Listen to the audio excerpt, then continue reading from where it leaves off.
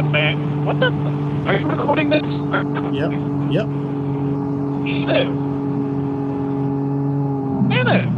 Yep. 2 emus out past their fences. I didn't have that on 360, but yep. You had it on your chin cam? Yeah, chin cam was on. Good, thank God. I was like, I first saw it on like deer or something based on their size. Yeah. Like, freaking emu. 337 west out here, and already starting some big hills. Yeah.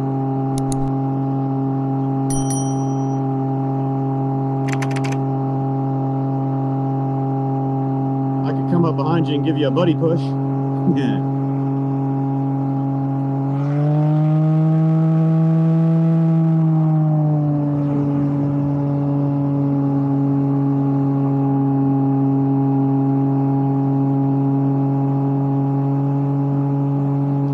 Yeah, the camera flattens these out. We won't be able to see how steep this is on the video footage. It is steep. This is probably a 10% grade right here.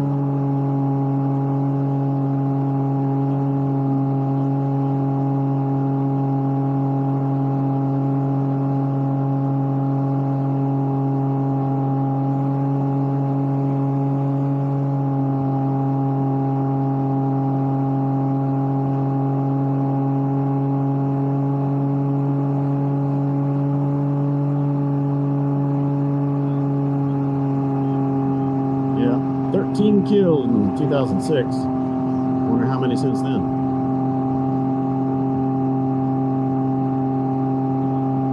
Yep.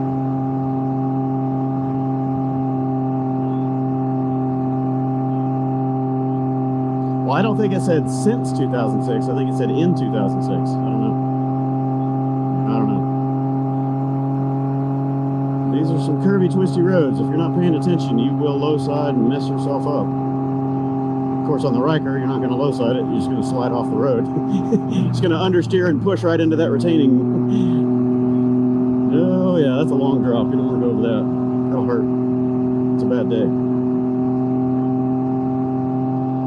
There'll be a life flight in your butt out of there. Yeah.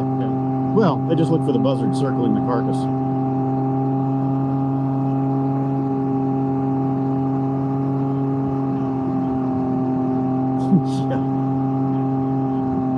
Yeah. Yeah, tie the pin to the handlebars, so yeah. 12 miles, all right, good shit.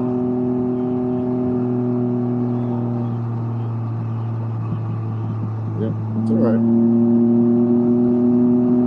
20 mile an hour squiggly.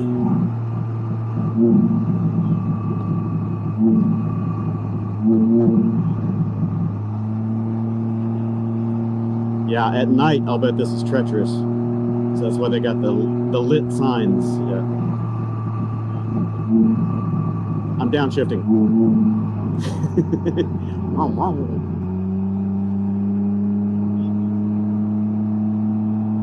That's a deep valley. Lean, dude, lean. If you tilt the body too much, the traction control kicks in and thinks you're doing something you're not supposed to.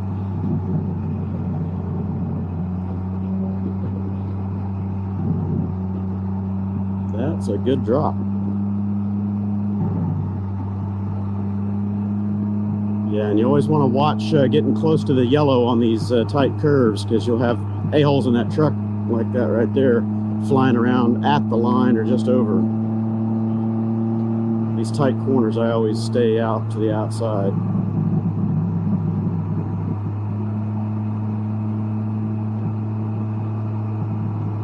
Hell, I've almost been hit by other sport bikers quite a few times, because they're not thinking that as they're leaning, they might have their tires inside the yellow line, but the body and the rest of the bike is hanging way over. Yeah.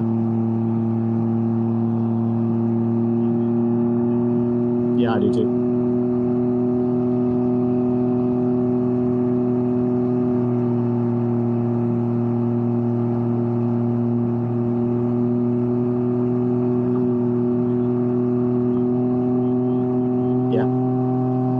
Yeah, the traction control, jump in there, stability control, whatever they call it. That happens to me going around right-hand curves, even at modest speeds. You know, in the city, the traction control fires, but left-hand turns, it doesn't do it. Right-hand, it always does. I don't know why. It's like the steering angle sensor is a little bit off or something.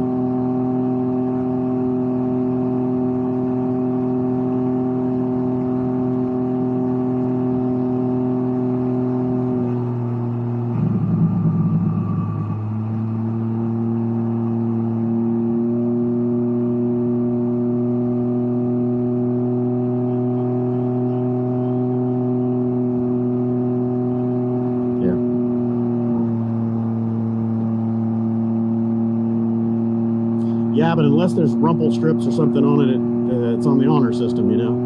There's no penalty for going over it. If they put the rumple strips, like they do up in the northeast United States on a lot of their narrow 2 lanes, they'll put those little round pylon things all along it, and you can run over them, but it hurts. Even in a car, it hurts. You don't want to hit them. So it keeps people honest, keeps them on their side. Yeah, they're no fun to hit on a bike. I've clipped them a couple times on the bike, and they'll break your contact patch and send you careening the other direction.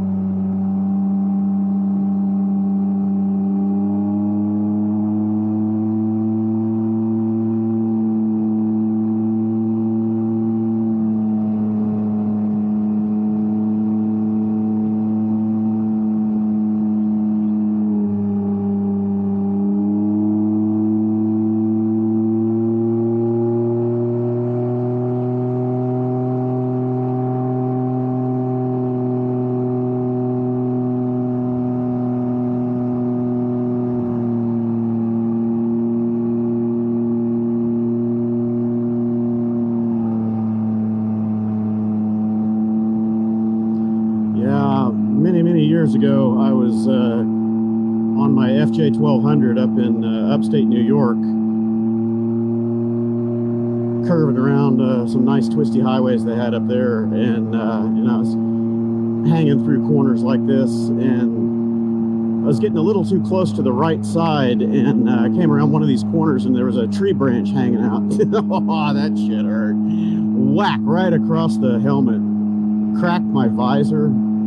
It wasn't even a big branch, but you know, you're moving 65 miles an hour. It doesn't take a big branch to impart a whole lot of force. I did have a spare visor with me, but it was my dark visor, so I had to switch over to that. And then later, you know, that night riding, it sucked.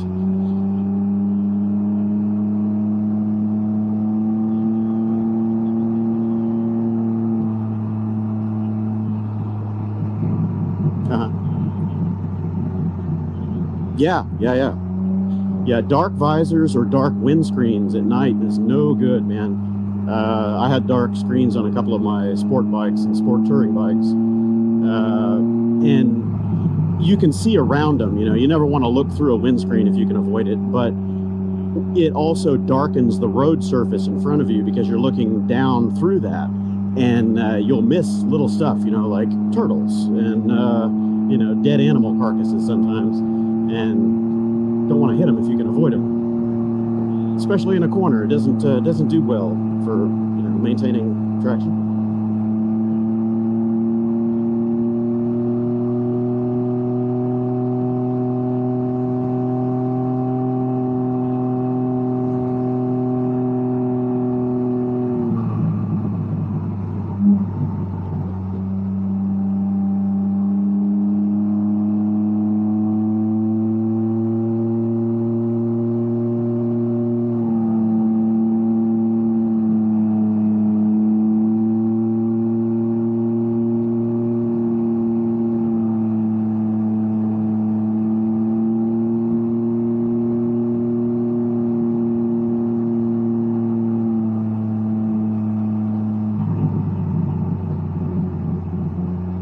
Well, it'd be a hassle to go into town to buy stuff.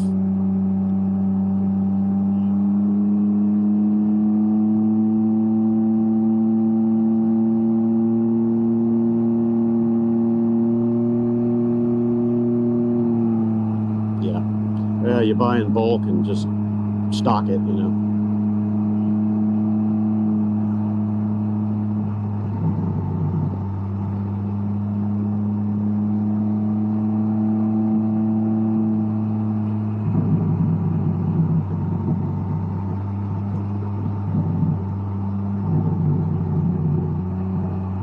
You know, I haven't touched my brakes once. Oh, no, I'm just saying, you know, because of the deceleration on the bike. I've never needed to touch the brakes.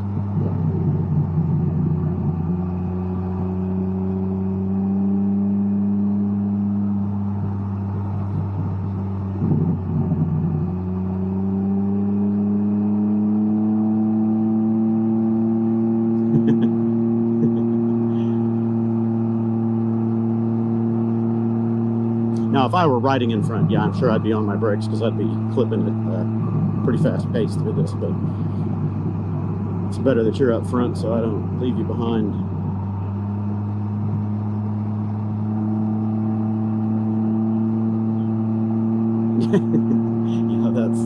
Yeah, we get a 10-mile-an-hour switchback.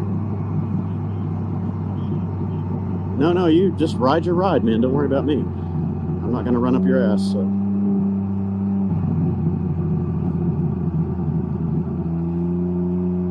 Yeah, at least this one is a consistent radius.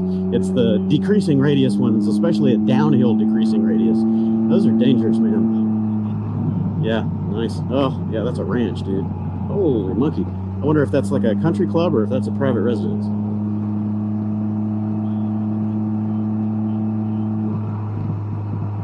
Yeah. Well, downhill decreasing radius are always the dangerous ones because you're already carrying momentum and it's tightening up on you, so.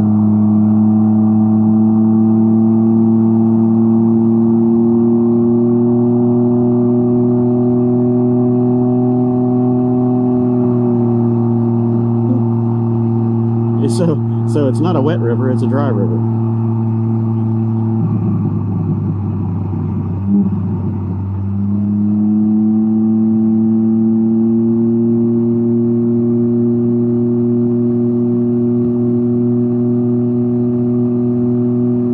That's one big electric pole.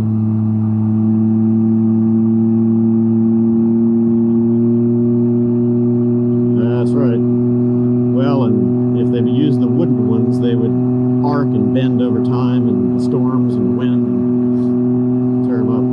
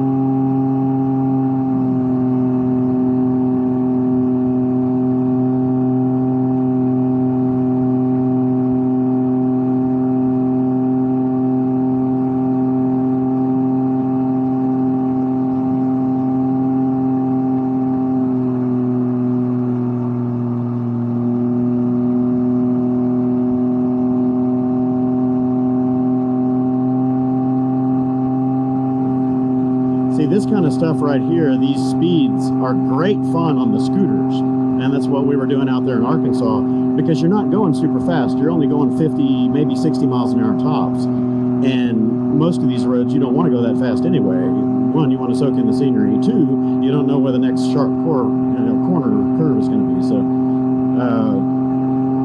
the scooters are great fun on this.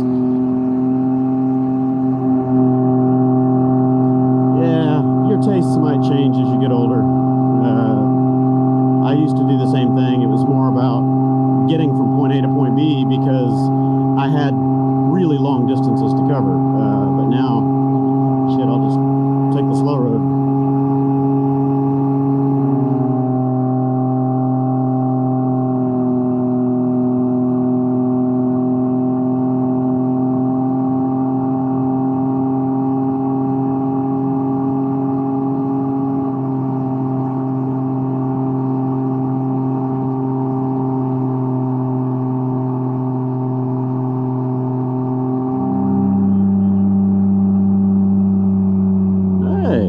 original motorcycle stop, half mile ahead. Well, let's go there. If they're open, that'd be great. And then there's the Twisted Sisters stop that's up the north end of 336, I think it is.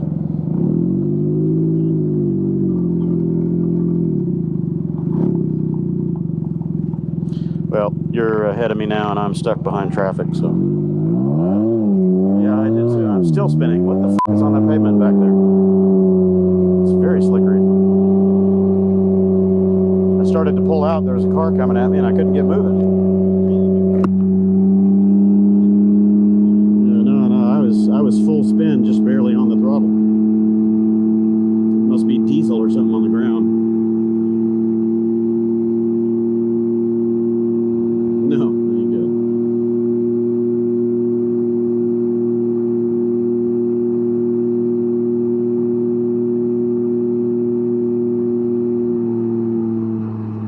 It's got to be like right here.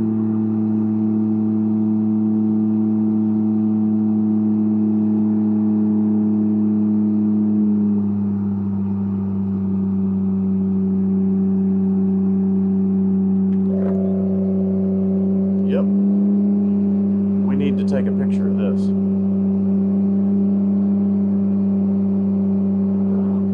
Three Twisted Sisters. Okay, so they got both names. Three Sisters, Twisted Sisters. Well, we got to turn around and get in front of that sign. How are we going to do that? All right, well, we'll come back around and take that little gravel pass and picture up in front of it. They're closed.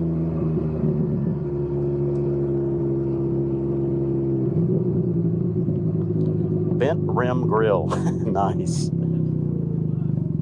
10? Well, how close are we? 9:22, so we just need to goof off. We'll come back at 10. Hopefully they are not closed for COVID.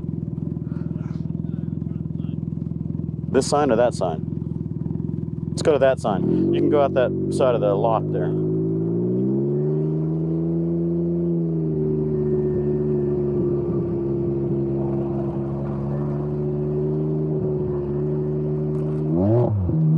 Yeah, mine cuts out instantly. Nope, you can't do that. You're not in sport mode.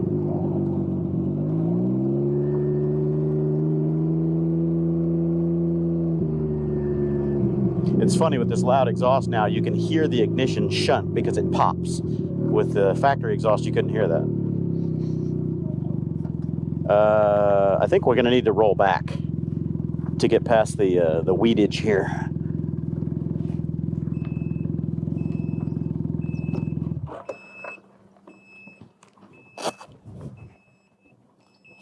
So we can just dick off for a few minutes over here, or we can ride, come back, whatever. See if we can find some place in town that has, A, cell reception, and B, food. I am actually hungry. Am I getting sprinkled on? I'm pissing on you. Yeah, I see water. We're getting sprinkled on.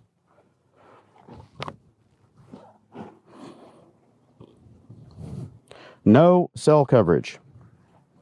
Or did I turn it off? No, there's no fucking cell coverage.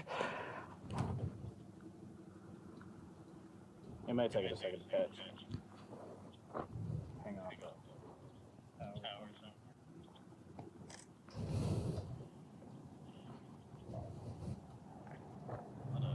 on. Okay, so here we are. It's Tuesday morning, and we are at the official beginning, or what would it be, southeast corner of the Twisted Sisters run.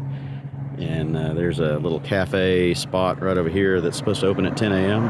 We're hoping they're going to open anyway. With all the COVID lockdowns, we're not sure, but we're sitting here just standing in the road in the middle of Leakey, Texas.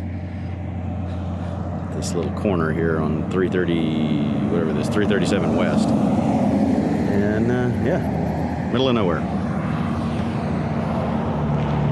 And there is no cell coverage for me out here on Verizon. I get no bars, zilcho. I've even reset my phone and nothing. But Nick is on AT&T or T-Mobile or one of those, and he's got GSM coverage out here. I don't get anything. No bars, no service. But the bikes are doing well.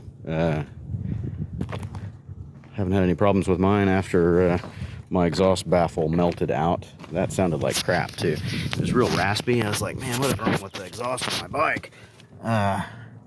So I had the P1X noise baffle in there. It's supposed to reduce the noise by 7 to 9 dB, and it helped. But even, you know, just shortly after I left Houston, I noticed it was getting really raspy. So it may have burned itself out in just a few minutes on the highway. I have no idea. They do have a warning on the product, says don't use these for dyno poles because there's not enough airflow and you'll melt it. Well, you know, how about 70 miles an hour on the highway? That's going to be pretty hot, and there's plenty of airflow, but it still ate itself. Leaves stuck in my grill and lots of juicy Texas bugs. We had birds at the campsite this morning that were hopping around in front of our bikes, and I noticed they were picking the bugs off of the grill. Free breakfast. Good stuff. I guess maybe I should get those little kidney inserts because I see some good bug strikes flattening out my fins. The center part's got the, you know, factory cover, but probably ought to get those little inserts for the sides or just make my own grill. Well, anyway, we got about 15 more minutes before this place opens, so we might ride around, look for another breakfast spot, or just wait this one out and see if they've got anything good. I'll rejoin you later from a different camera. All right. Off I go.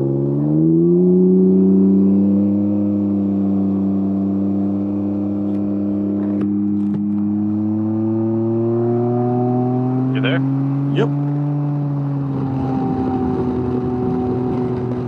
Okay.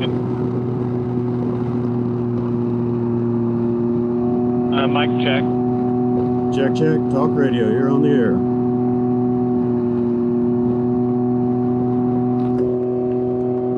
I've been fixing there for a minute. And with your visor open, I can hear your exhaust really loud. Oh, yeah, I'm sure. Yeah, it's literally like that. When you hit it there for us a second ago, I hear the burp. Yeah, it barks now. Your audio is going to be so weird. You might have to put subtitles. Yeah, If your visor's open, you're probably going to have to put subtitles. I'm sure.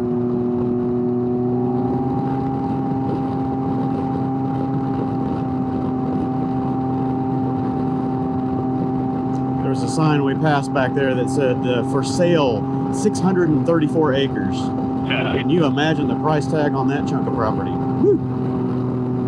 Out here in the hill country, man, that is going to be a premium.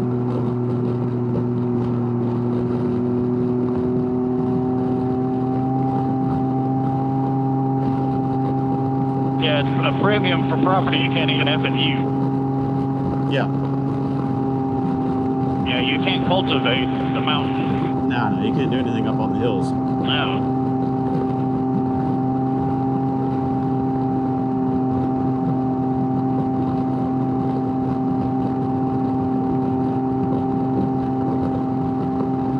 Tell me when you want me to start the rear-facing camera. Yeah, we'll get into the twisties up here. I want to say it's up here at that next town. I can't remember the name. Up about 18 or 20 miles or so. Cedarwood or something. Yeah, some of this stuff right up here gets pretty twisty, but it's not as good as the next leg of it going north.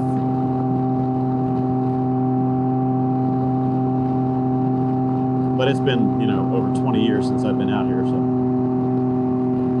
Last time I was out here, some of these roads were in pretty bad state of disrepair, and there were big potholes and washboard all over the place, and it was not the best experience. There's good twisties and good hills, but it's hard to keep your tires planted. Yeah, and we wouldn't been able to do it in these things. Oh yeah, I'd get a serious upper body workout.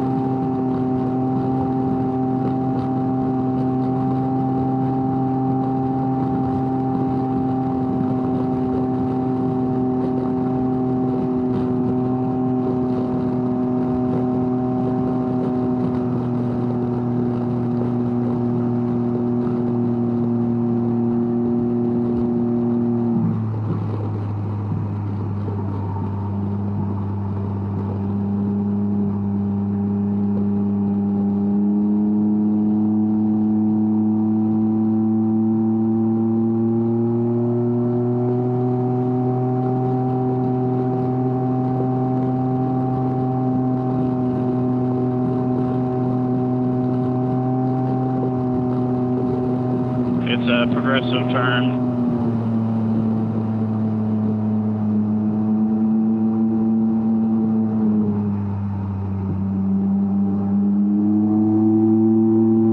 Nice over there to the left.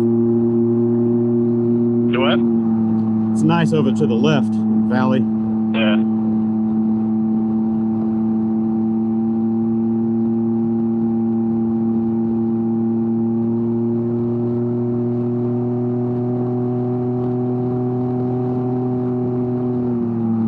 Yeah, I can't remember which leg it is. It might be the western leg. It's fun to run it both directions. I've turned around and gone the opposite direction a couple times just because a lot of the corners are a whole lot of fun, so you want to figure out how they feel going the other way. Yeah. We're running clockwise on this trip. Yeah, we can do it anti-clockwise.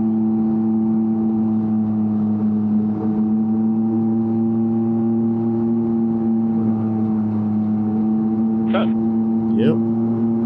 Yep, gotta watch that center line because they come around.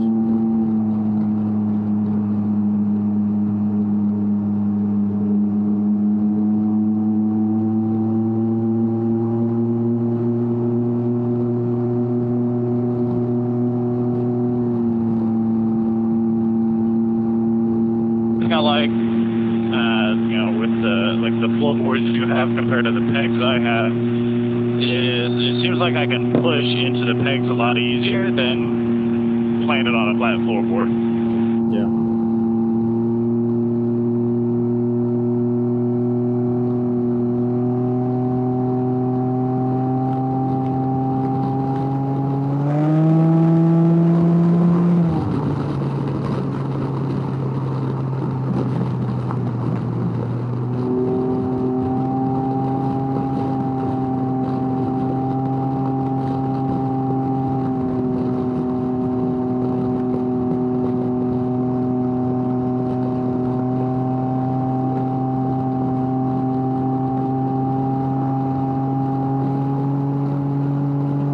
Oh, that air feels so good.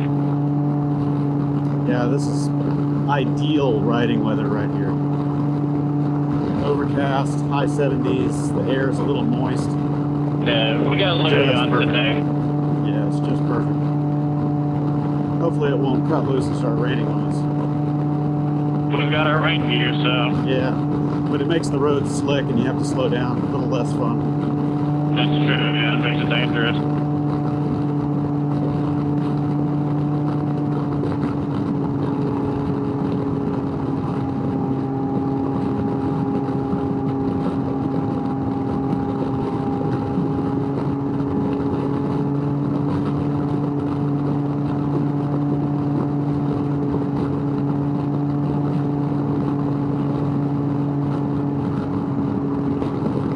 Ribbon.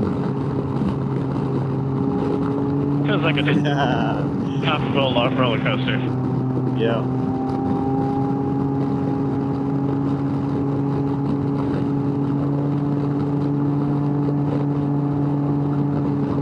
It's odd seeing flood gauges on hills like this. Yeah, on top, yeah. Yeah, it's like, wait, aren't I going up? Yeah. But then it all has to flow down, so if you get the depression, it would get caught. Yep, it'll pull up. Look at this long ribbon. Yeah, I love these ribbons.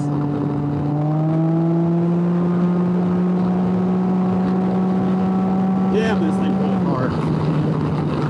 Yeah, you're already back up on me.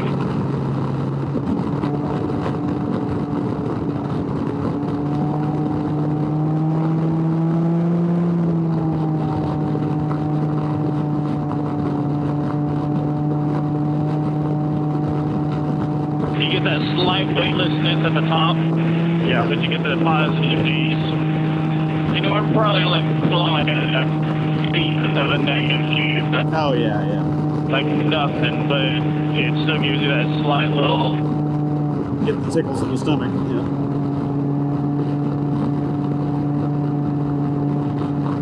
Like, it's really interesting. The human body can sustain a pretty harsh amount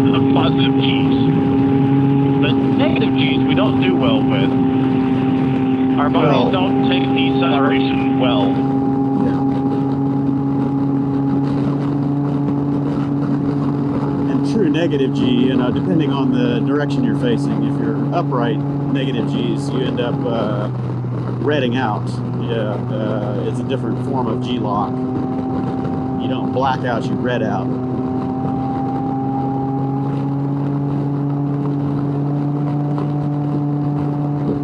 And those are actually a little more dangerous because it bursts capillaries and stuff in your head. Yep.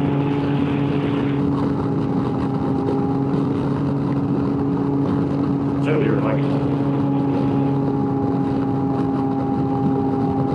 That's why I like a lot of fighter pilots. Instead of doing a negative roll to get a red lock, they'll snap roll and keep it as a positive G. Right. Because they can just pull the bird and then pull.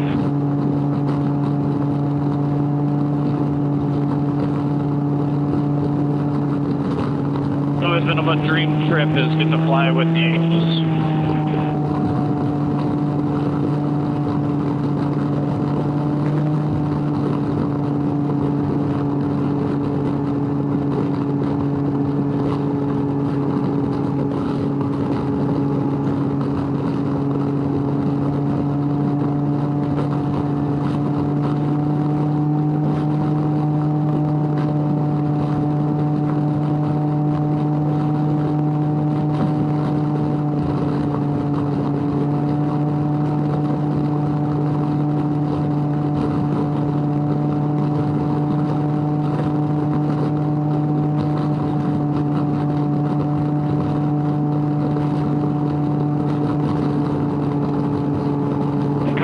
Pavement like this, I can accelerate into the corner and even be able to pull it towards the center line.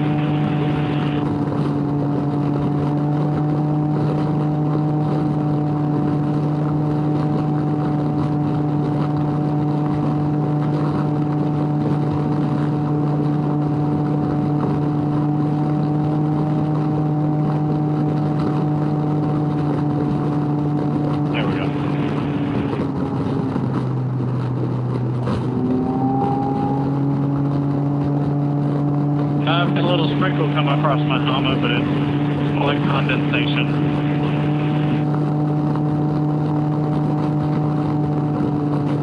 You there? Yep. Okay. Yeah, I've got little sprinkles here and there. It's just light mist coming down. Yeah, 30 mile an hour. That's just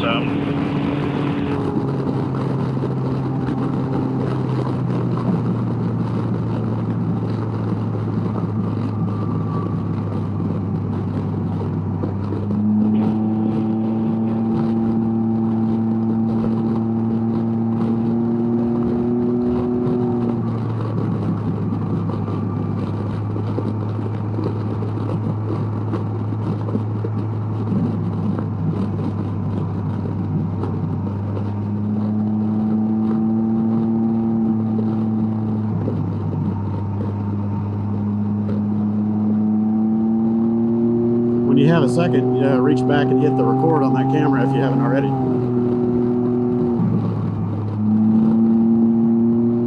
yeah, I think I I saw got the red it. light. Yep, I saw the red light. Okay, cool.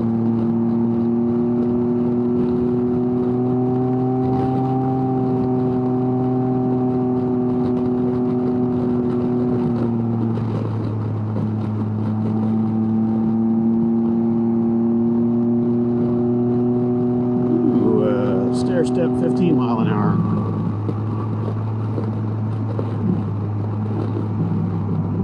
Slowing down.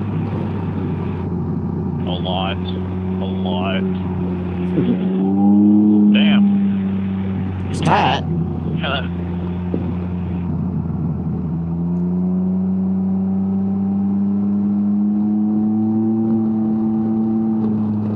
Pretty deep valley over there to our right. yeah, right?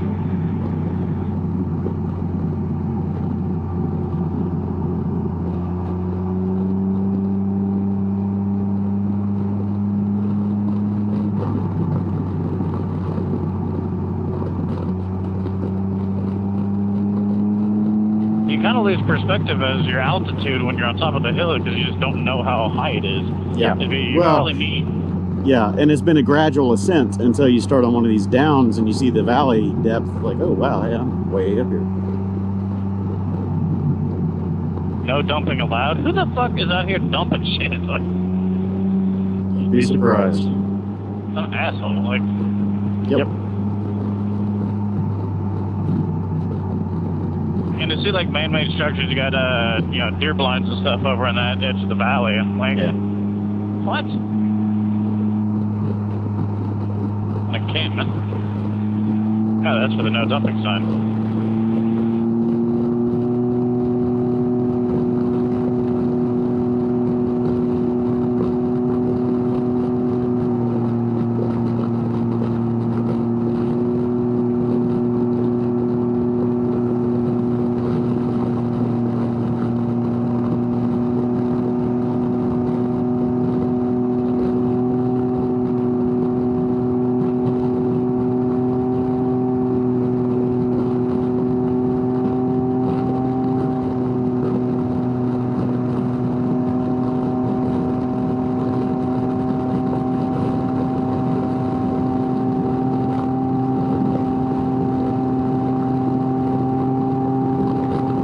Running along the high fence on the right. Yeah. Over Yeah, they got some game animals in there. there. Yeah, like a whitetail or something.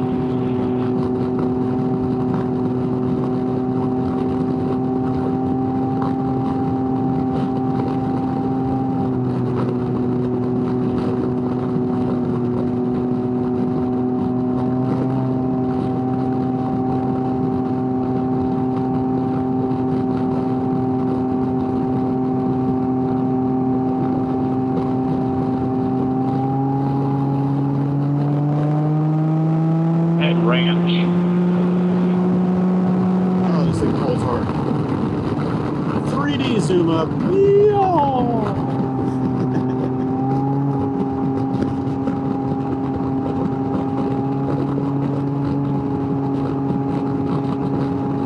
Yeah, I'd say this Racing Power Sports Stage 3 kit, or PowerKit 3, whatever they call it, with the Power Vision 3, the S1R exhaust, and the K&N filter, and the plugs, you know, the NGK iridiums. I'd say there's probably 15 horsepower out of it, additional, maybe a little more. Just seat of the pants, it feels like about 15 ponies. Man, I almost hit that squirrel. I know. I just looked at it. That's why I got that brush guard, or not the full push guards, but the slick mod undercarriage guard on the front chin. Yeah, that's what's going to take the impact. Yeah, you're like, I'll pay, animals. you know, another $60, $70, you know, if that gets destroyed and not have to replace my radiator again. Yeah, that was what, 500 bucks? Yeah, all of a sudden, like 500 to have. Now, if I'd have been more competent in, you know, my mechanical skills, I could have probably done it myself. Yeah. But, like, I didn't even have 1,000 miles on this Ryker when that happened, so I was like, I'll just let them do it. I was like, I figured warranty would cover it, but no. Did you ever figure out what it was? Was it a rock or what? No, it was a rock. Yeah. Like, I never found the rock. I'd like to have kept it. Like, this is the most expensive rock I've ever bought. But, yeah. And I was actually going out to my dealer because of a wire harness issue when that happened. Oh, wow. If I hadn't had that wire harness issue, wouldn't happen. Or eventually it happened. So it should have been covered by warranty by default. It's their right? fault. We got a bridge coming up. There might be some good views. Probably to the right.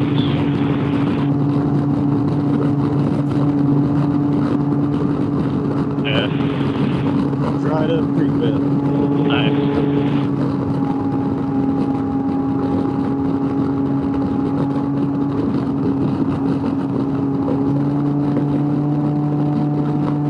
And these people live right off the side of this highway, and it says road may flood, and there's flood gauges right here. So if this floods, they're underwater. Yeah, they're fucked.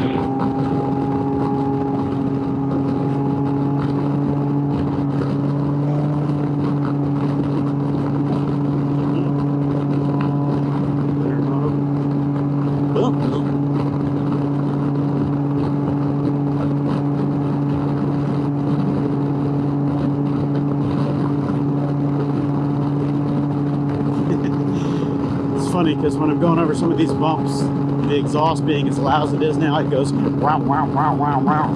Yeah, like, wow, wow, wow, wow, wow, wow. On 337, baby. Yeah, we should run into 335 over here in a little while.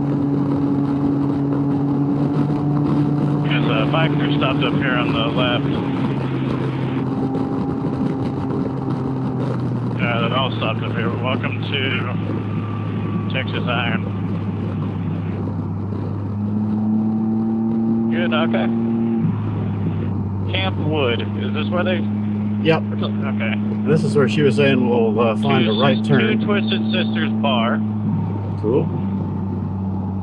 Don't want to go to a bar, not this early in the day. Yep. Oh, a nice dumping ground there. Speak for yourself. Well, it's 5 o'clock somewhere, right? Right.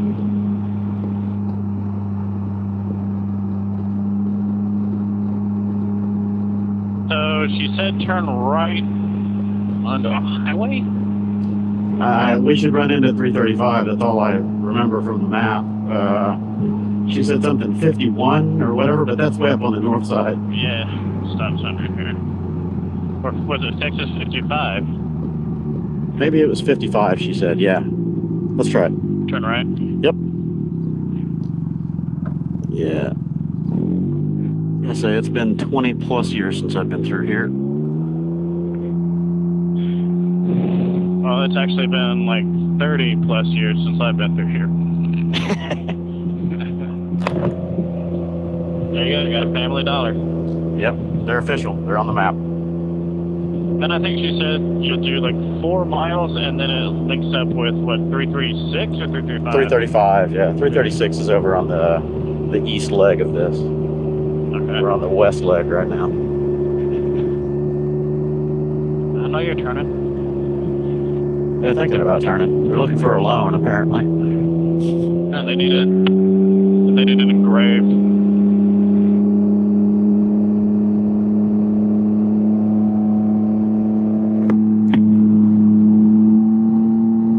My camera's still running. Yes. Probably gonna need to stop somewhere and swap batteries. When? That's the problem. I don't know. These GoPros, you just never know what you're gonna get out of them. And I've tried running them on external power supplies, but they overheat and shut down. Well, that doesn't help me. 335, turn right. There it is. Right here? Or right there? Yeah. Yeah, the next one. Unless you want to stop over here at the church. House of Praise. Hallelujah. Hallelujah. Hallelujah, we found the road. Hey, dogs. I hope you're contained. Am I recording? Let me look. Hold the speed. You know, I can't tell. Well, there's nobody behind you. Let's stop. Yeah, go ahead. Stop. Yep. I'm just gonna get close enough if I can see the display on. Yeah, it's going.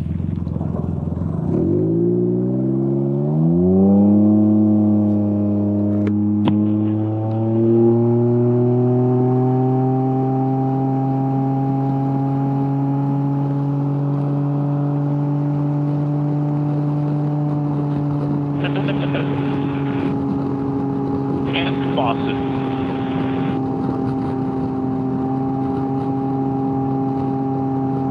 And just below Camp Faucet, you'll have Camp Drain.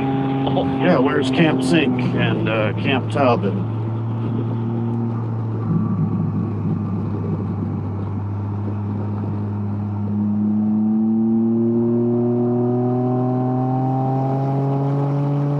Yeah, for part of this, maybe the southern leg, going back on the east side, going south, you should ride my Ryker. Yeah, well, I want to ride your Ryker on the easiest part just because, I won't fuck it up. Well, the easiest part we already went through. The south leg is the simplest. It's not as technical. But we're not going real fast through these things anyway, so it doesn't matter. Yeah.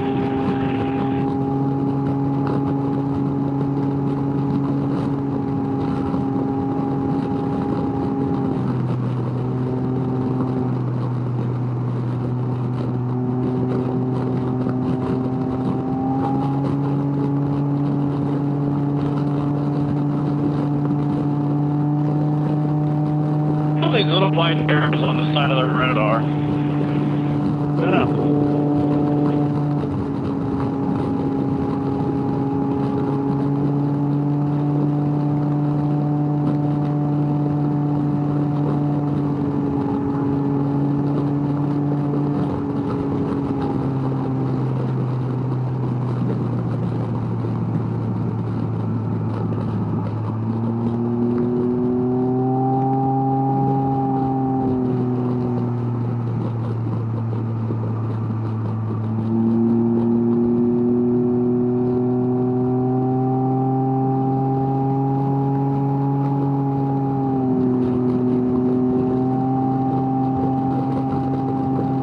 Land over here to our right is gorgeous. Yeah. That is nice. Looking up on the left on that cliff. Yeah, that peak up there. Great place to put a cell tower. Yeah, right? Put a good 5G up there. Helicopter it in.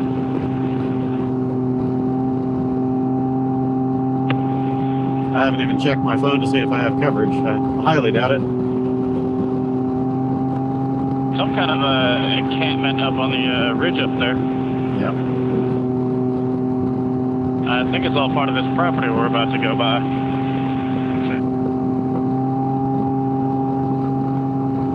Yeah, it's a nice wall they've got there. Man, Yeah, someone's that's got a a lot serious. of I money. can't tell if it's a wall or a fence, but that's an expensive little project they did there. Shit, someone's got a lot of money. Yeah. Yeah, no kidding. What the fuck? Look at the bottles on the top of it. For the Yeah, it's birds. to keep the birds and the pigeons and stuff off of there. Because they roost on there and then crap down the walls. Yeah. And it also keeps people from climbing it, you know. Doesn't feel good. What do they have in there that is so freaking important? Nunya business. That's true. That's your damn business. It's open. That side of it is anyway. Wouldn't that be crazy if that was one of those abandoned properties, you know? Right? I think that flagpole has seen better days.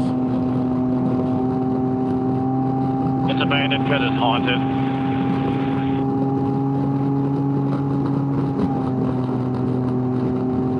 It was an ancient old neck burying ground. They would bring their dead this far north.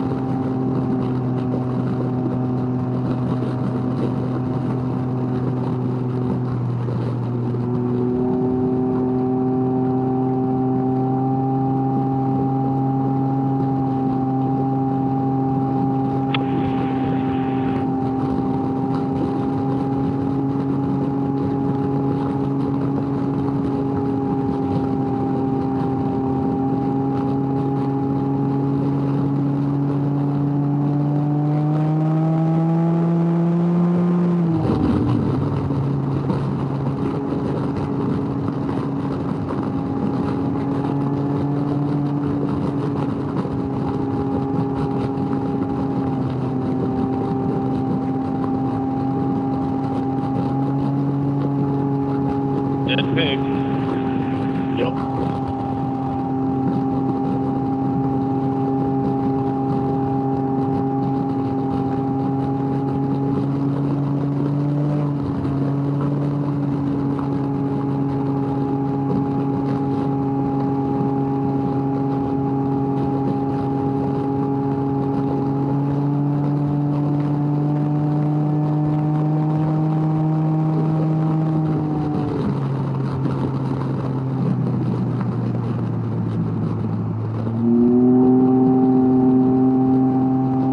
Historical marker.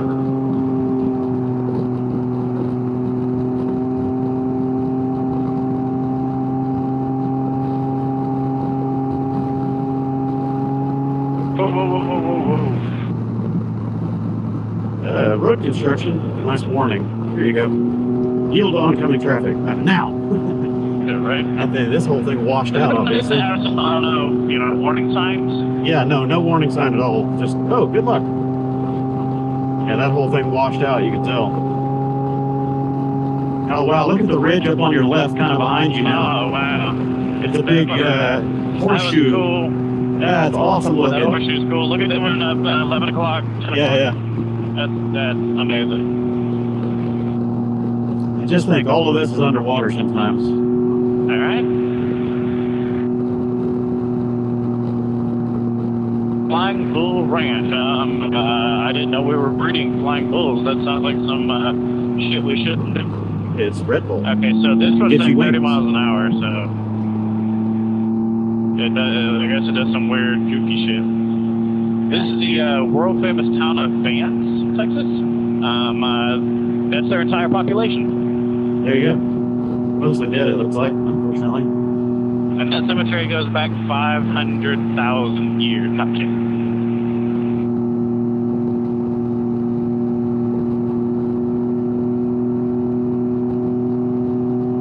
Oh man, look at this switchback coming up on our map. Yeah, tight one. But that's going the other way. We don't need that. We're going 335, but yeah, that's the... Turkey on the right. Wild turkey on the right. Yep. Turkey. Well, That's I don't know what's what that good is. about turkey is you always see those little bastards, when it's not turkey hunting season. Yep. Turkey season comes around, I think they get the memo. Well, they can read those signs, I think they can read. Oh, crap. It's time to hunker down, Martha. Like shit, right? Roost up. Don't do anything. If you see a tom in full plumage, she's probably fake. Damn it, those guys in the orange hats are out here again. Right.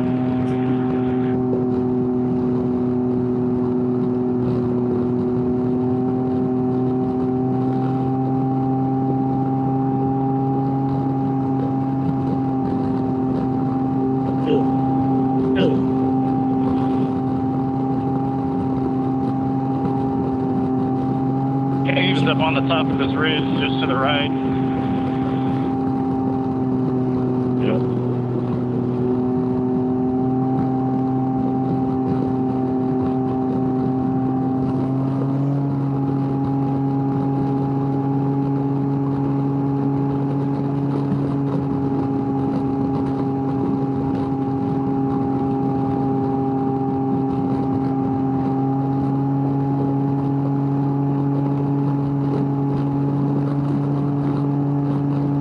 Big truck. Yep. So he stays on his side.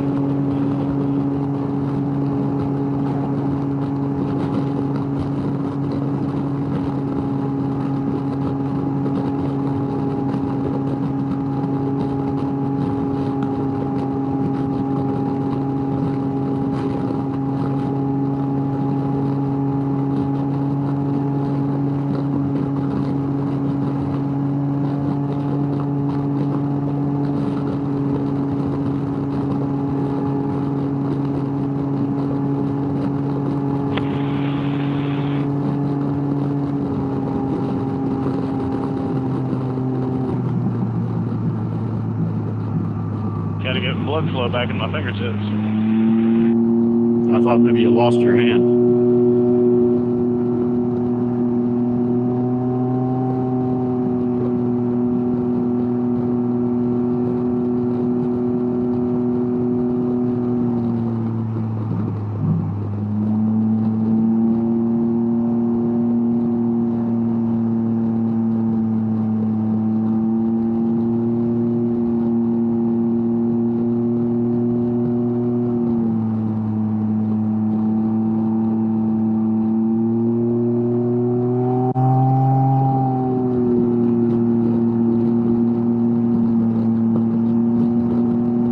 Decline.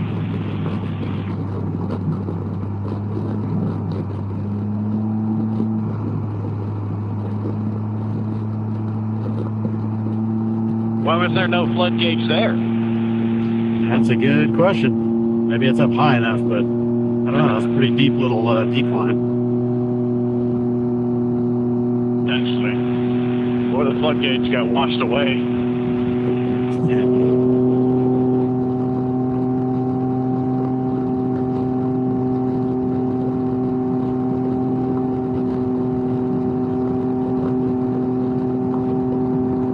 It's a nice place.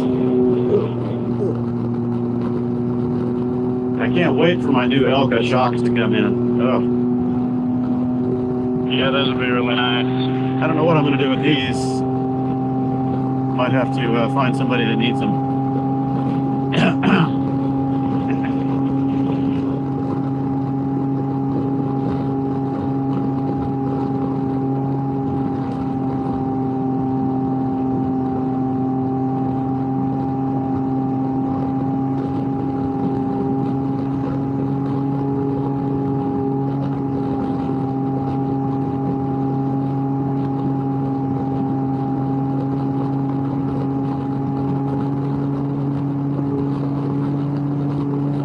As I recall, up here in about probably 5 more miles, this starts getting technical. There's a lot of really sharp switchbacks and stuff, but this section of it is just hills. All-inclusive hunting trophy, whitetail, and exotics.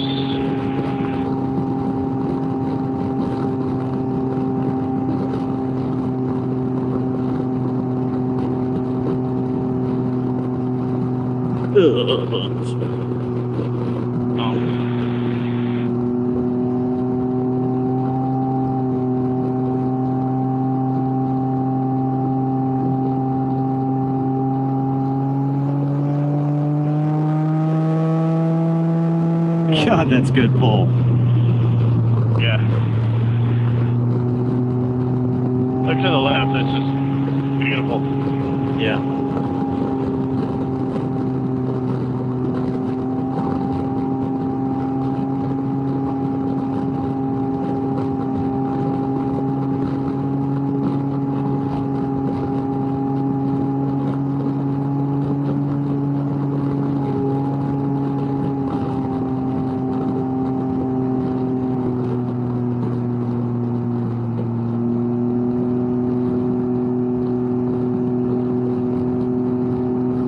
That's cool. A lot of fresh bridges out here. These didn't exist like when I was out here last time. They had little crappy bridges last time I was out. Nice. Yeah. Nice little water crossing. Yeah, buddy. You know, the young kids out here, their new cars, and, you know, gotta do the burnouts on the new concrete. That's right. Luckily, the vandals and graffiti artists haven't gotten at it yet. Man, there ain't shit out here, so they ain't coming. Yeah, it's too far to drive. County. Like, that's a long drive just to tag. Yep, it's true. In a place that, like, almost nobody's gonna see. Yeah. Except for my YouTube videos. Yeah. Hey, look, I'm famous. Like, oh, you're not. Holy shit, I'll tag that part. Like, if the singers are watching your videos.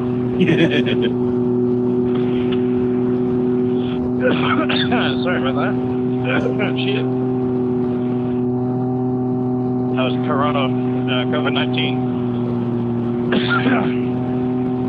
Bitch.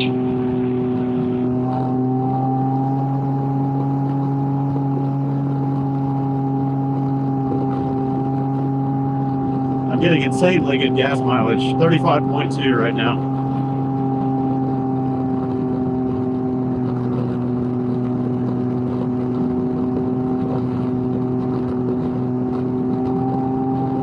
I'm still at 32. Do you reset your stats in between fuel stops? Nope. Oh, okay. Then that's your deal. You've got a cumulative average going on. I reset mine after every tank. Okay. Ugh. Yeah, that's washed out a few times. You can tell it's been repaired. I saw a thing. Some guys here in the U.S. They said they were able to replicate and copy the original Coca-Cola recipe, and I'm like, well, then y'all did some illegal shit. That's right. Because there's an ingredient in there that you can't legally own. That's right. I'm sure it didn't taste the same either. Less sugar. It's probably more more bitter or something. Yeah, probably a lot more. They used bitter. real cane sugar back then. But Yeah, man. That's why whenever, I've had man, friends this that is have gone, steep. Not to interrupt. God damn, this is steep. And of course, it's off angle trying to drag us into the retaining guard there, Yeah. retaining rail. deep grade sharp curves, baby. Oh. So, so my friends that have gone to Mexico for the first time, or Europe, they're like, man, the drinks taste different, the food tastes different. I'm like, yeah, because in the drinks they put real cane sugars. Real sugar instead of high fructose corn syrup now. Yeah, it's not, HFCS. That's high fructose corn syrup, for those that don't know. But, this is technical. A little bit. Yeah. But, and, like foods, there's chemicals that, other countries don't put in their foods that we do that, the food's just better. Yeah. Yeah, back it to doesn't the... last as long, like not nearly as long, but it's better for you. Yeah. Yeah, back to the technical riding on this. The Rykers make it even more technical because the off-camber surfaces make the bike dart off the road. On a two-wheeler, that doesn't happen nearly as much. I mean, you'll feel a little bit of a gentle glide to one side, but it's not that rapid pull that you have to pucker up and fight. Otherwise, you end up in the retaining rail. These things are very physical. And these are very narrow lanes. Yeah, they are narrow lanes. The Ryker's as wide as a smart car, and we've only got, a foot and a half on one side. And maybe a total of 2 feet of extra clearance, that's it. 3 feet if we're lucky. And when you hit some of these depressions and the bike shags a whole foot over to one side, you just kind of run your buffer out right there. Yeah, and something like this, and or if you're doing Tail of the Dragon, you better be right with your deity. Oh yeah. Especially on a three-wheeler like this, because it's at least with ours, compared to say a traditional trike, I can push this thing through the turn, and if it's filled, I can push it, over that edge. Yeah. When you have two in the back, you better hope your front wheel has enough traction and weight that it can pull. Well, and a traditional trike always wants to fall toward the outside corner. Yeah. Where the Ryker's don't do that. These will push before they try to topple.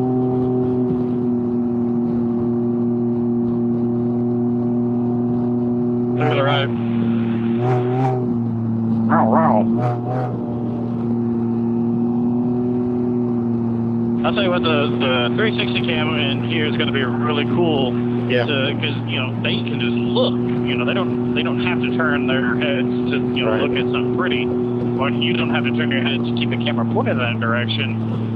Yeah, they are omnidirectional. Well, and if you do the reframing or the overcapture on the 360, you can cut out a normal 1080p video and steer it where you want. So you can like pan back and catch a sign that you passed or whatever. So it probably wouldn't have been a bad idea on your 360 cam, since the edges get a little bent, is to have angled that camera at a 45-degree angle. Yeah, possibly. You always end up with the stitch line somewhere, though. Yeah, true. I don't even know if it's still recording. I might have run the battery out by now. Probably not, but we'll find out.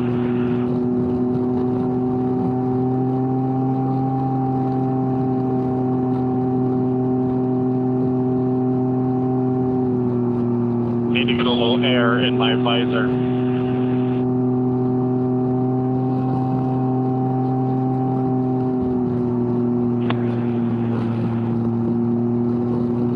There goes the crane.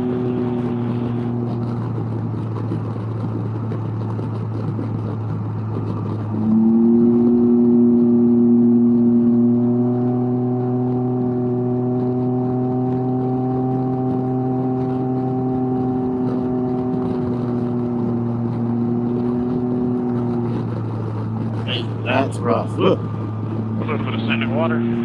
Well, it was off camber. It pulled me toward the edge, and I ended up dropping the right wheel into the rough shit, and then it really dragged you over there. You're like, wow, Yeah. get out.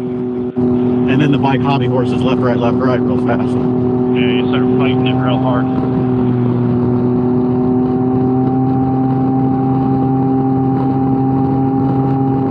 Yeah, I wonder how much the Elka suspension is going to cure that.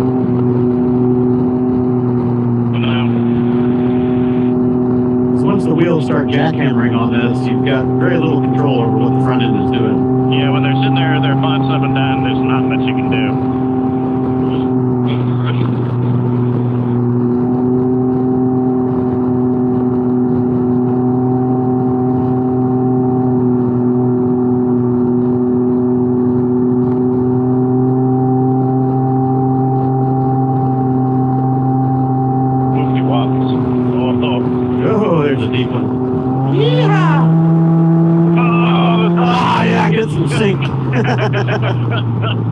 I didn't look down at my speedo, but I probably hit 70 plus right there. I'm rocking it up.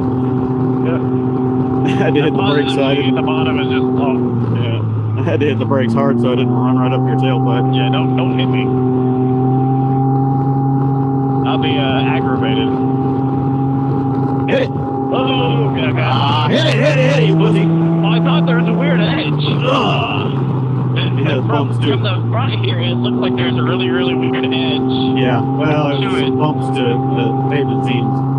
Yeah, that transition in color just threw my eye off. Yeah, it's hard to read the shadows sometimes and figure out, is that just new pavement or is that a big stinking bump?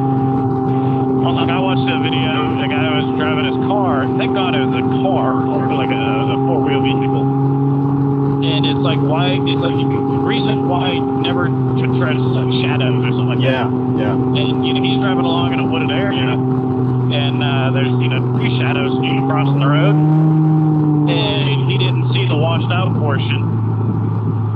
And took it right in the washed out portion, and it was in a shadow. Yeah, you just don't know it until you hit it. Yeah, I do a lot of off-road riding in the woods, mostly forest trails and stuff like that, but you have to kind of learn how to read the shadows, but it only works up until, I don't know, about an hour and a half before dusk, because once the sun starts dropping a little bit, the shadows lie, and you can find giant friggin' holes that you didn't know were there, and they just look like a shadow. This next curve is 25 miles an hour, something off.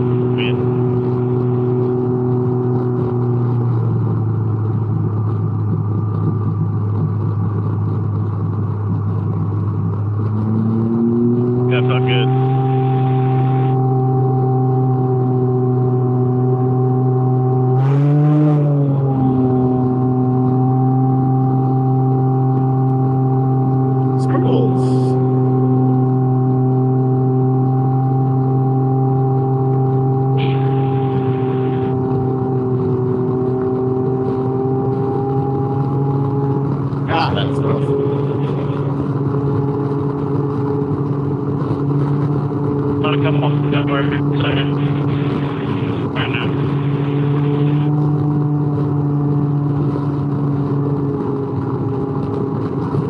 With us being so far out on these, sisters, if we needed to stop to put jackets on, I think we'd be okay.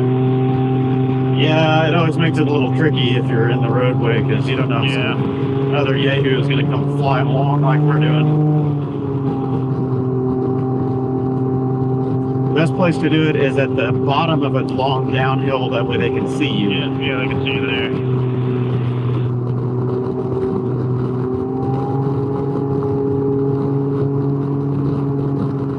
Somebody lives out here. Like right here or something. Like pull off. But this is sprinkled, this is nothing.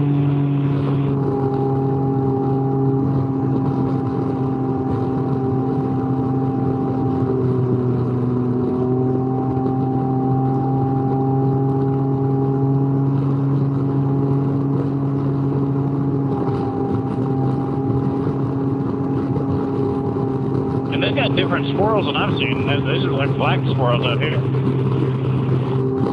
Different tree rats. Like black or red. I used to like squirrels because they're cute, they're fuzzy and all that, but I had a infestation of them in my attic in my house. several years ago, and they are some destructive little bastards. And once they get in, it's real hard to get rid of them, man.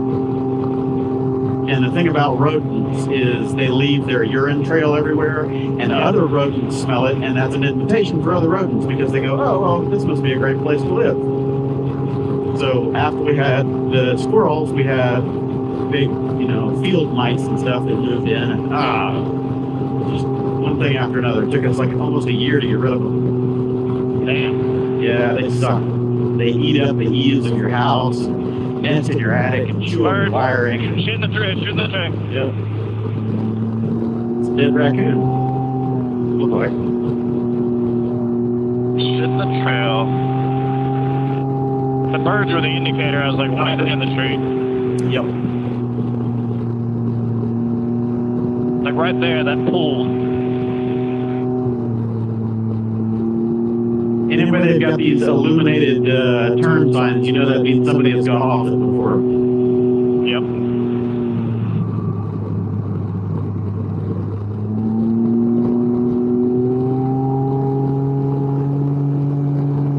Which, is scary, to think someone's gone off there. And, because that sign we saw back there, I think it was, 13 motorcycles since 2006. Yeah. And to me, that seems like a low number. Yeah. Yeah, considering out here. But think, if you get somebody out here and, some kid in a beefed up car. Yeah. That, even on a normal street is, it's a 10-gallon car with a 5-gallon driver. Put them out here. Yeah, this is a very technical road, and even a lot of sports cars would have some trouble on these curves. You push the front end and you got trouble. Yeah, it's like, right. Or worse, you throttle out of a corner and oversteer and spiral yourself. Yeah. Like with this, the Rykers, I can harken back to some of my dirt bike days, taking some of the tracks that I used to ride, years ago. Some of those, would be hard turns, but you could lean into it. So, no, on these Rykers, the bike doesn't lean, but it just seems so natural to, want to tug. Yeah. And then, okay, that was a little weird. But yeah, it just seems so natural to want to tuck into it, and then, I want this thing to lean in. It'd be so nice if it did.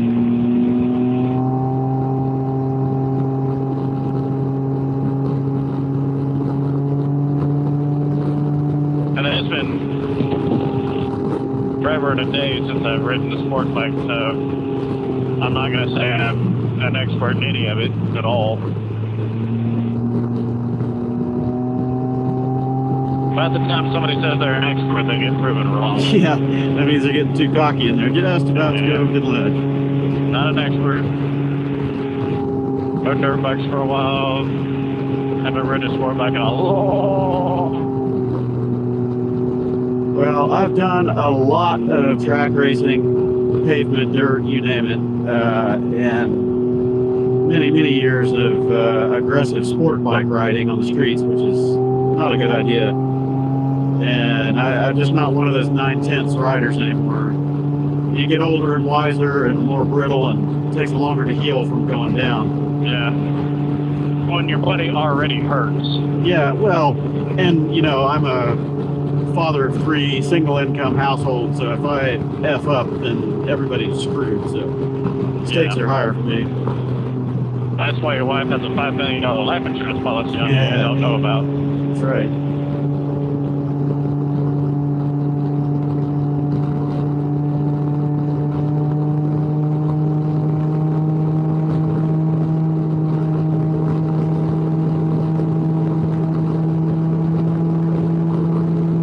I'm already up to 80. Yeah, I'm just slowly loping up. But yeah, the 600 does, you can't do it. But from 80 on up, it doesn't like it. Yeah, it's just a slow climb from there up because you're out of your torque peak. Yeah.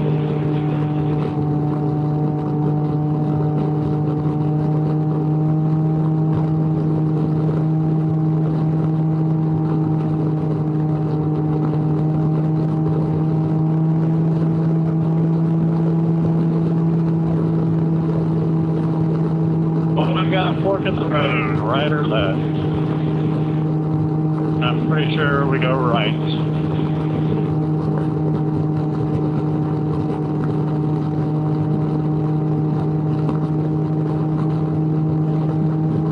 Bikers up here on the right that are off the bikes.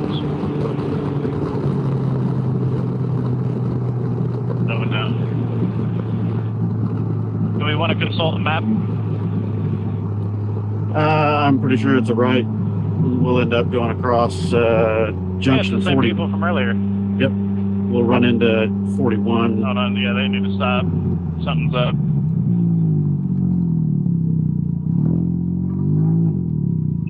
Oh, no. Do you have a Sharpie or something? No, I don't. No. Crap, we don't. That sucks. I didn't think about that. I've never ridden Swiss Series. Well, he wrote it like 20 years ago. I might have a pen, but I know I don't have a Sharpie.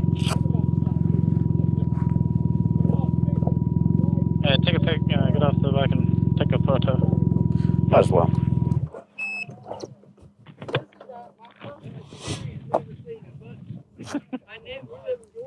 Yeah.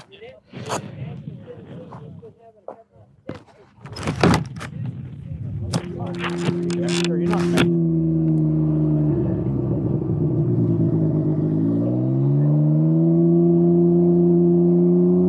It's 75 mile an hour. Yeah, it's a fast one.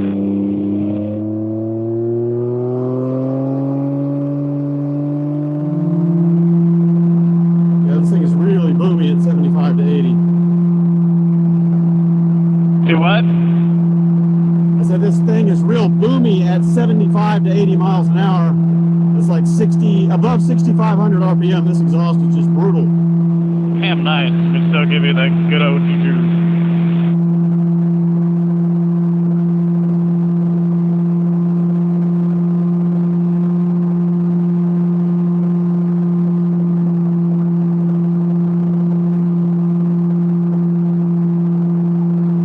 Like it got me up to 80 miles an hour perfect, but now I'm slowly ticking on.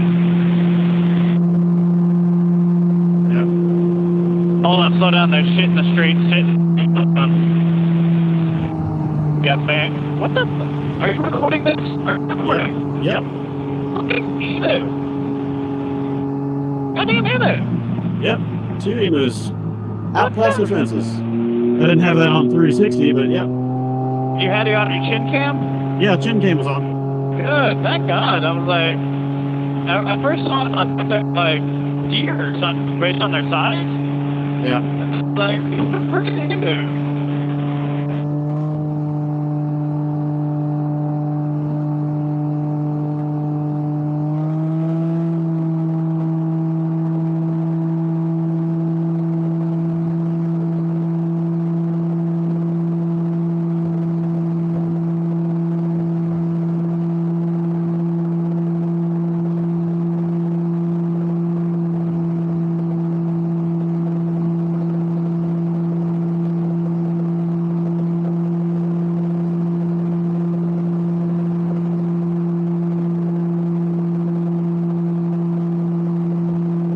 Imagine explaining that one to your insurance company. Yeah, no kidding. That'd be a, So, what probably did you hit? that would actually be worse than hitting a deer because their center of mass is much higher. So they would come right through the windshield. Yeah, their center of mass so high, you just duck. But yeah, still shit. Yeah, explain that. It's like, hey, Barb, I hit an emu. What? You hit a what? Like, where'd you do that? Yeah. Have you ever seen an ostrich? Okay, it's kind of like that. Do what? I said, have you ever seen an ostrich? Yeah, it's kind of like that. Yeah, it's like that, but slightly Where are you smaller. driving? Are you in Africa? No, I'm Yeah. not. It's an Australian ostrich. Just think of it that way. What is this guy doing? Slow him down. He was in our lane. I saw it.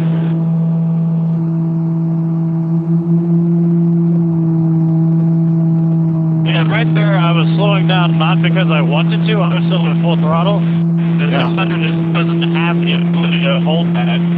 Right.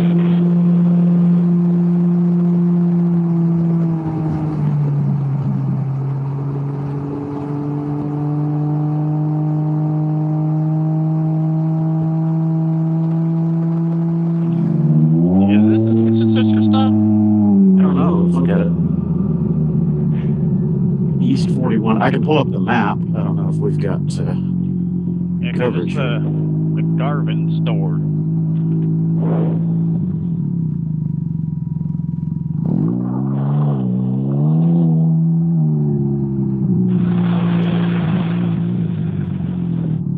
I don't think they're open. Venison jerky.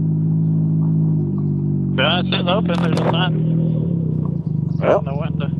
you want yourself some venison jerky? Iron Horse Hitching Post. Let's pull over here and stop for a second. I'm going to check the maps.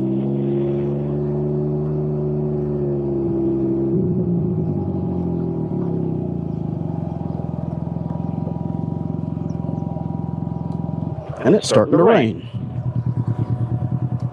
Again. Just little sprinkles here and there. Yeah. Yeah, we did. Well, I never saw a sign that said 336.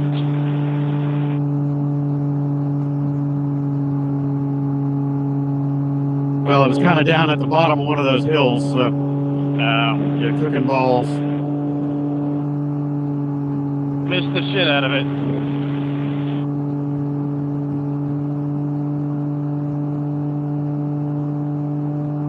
Loose livestock, next 25 miles. Yeah, great. Thanks for that. Fucking awesome, boys. Yeah, good stuff. I just Love fucking my hauling asshole. ass. Love hauling ass on a great motorcycle road and then finding a cow in the middle of the damn road. Right. Meow. Just hey, if we do hit a cow, Ooh, we shit. can shoot it. Because I'm definitely gonna shoot it.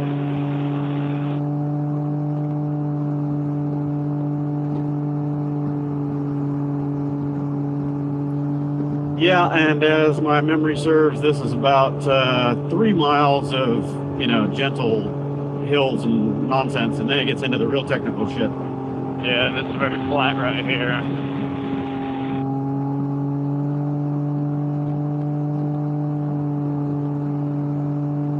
Yeah, that shit's hilarious when you pass me, just hearing your exhaust. Yeah, That's hilarious. probably be able to hear it in your audio as I pass you. Oh, yeah, for sure.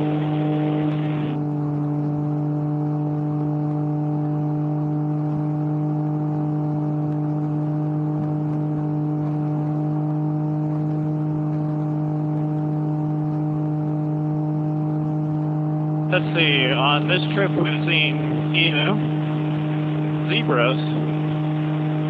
That'll probably be the intro clip for the video today.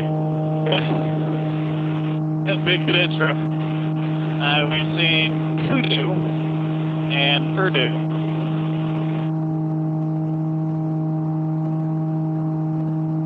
Never thought I'd see that shit riding a motorcycle.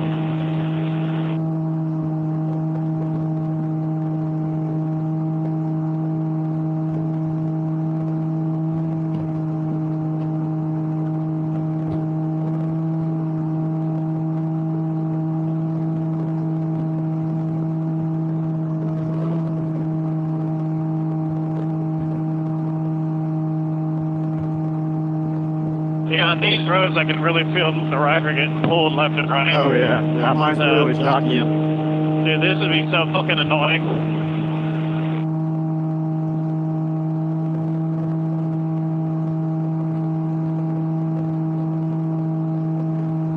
And I'm going as light a touch on the bars as I can. I just kind of have my hands over the top of the grips, not really putting much input on it, but you have to correct it or you're going to be in the weeds. Yeah.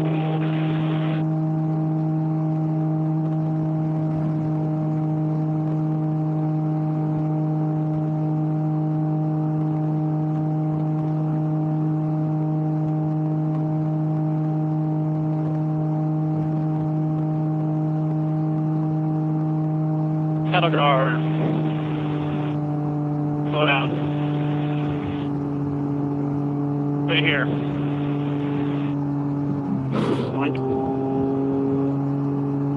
Interesting.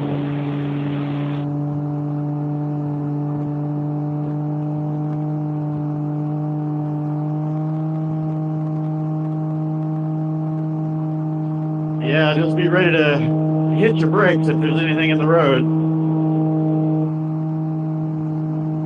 I'm covering my brake. Yeah. It's kind of hard to cover the brake on the Ryker without actually pushing it and riding it. Kind of hard to what? It's kind of hard to cover the brake with your foot and not actually push it. Yeah. Because you're always, pushing on the foot pegs to bias the bike. Yeah, well, it's like in your situations, you've got so many bikes that you have a fairly well-rounded understanding of riding that a lot of people don't have. But whereas I don't have that experience, as well-rounded. So I don't know where I was going with that train of thought.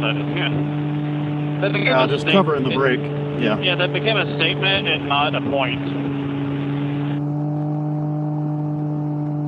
Like I had a point to make in my head, and then the more I spoke about the topic, it just became a statement. I was like, well, okay. Yeah, well, I think it was related to covering the brakes. On a motorcycle, you can always cover your front brake with your fingers, and you can have your foot kind of poised, ready to step on the pedal. But with the Ryker, your foot is kind of in the way, or you can't rest on it because you're always pushing on the pegs so hard. Yeah, in some cases I can see the Ryker, it does things that two-wheelers don't do, like better. It does it better. Cattle guard again. Yeah. There's also other things that, that two-wheelers do that Rykers don't. Yeah, so that's all I give it a say.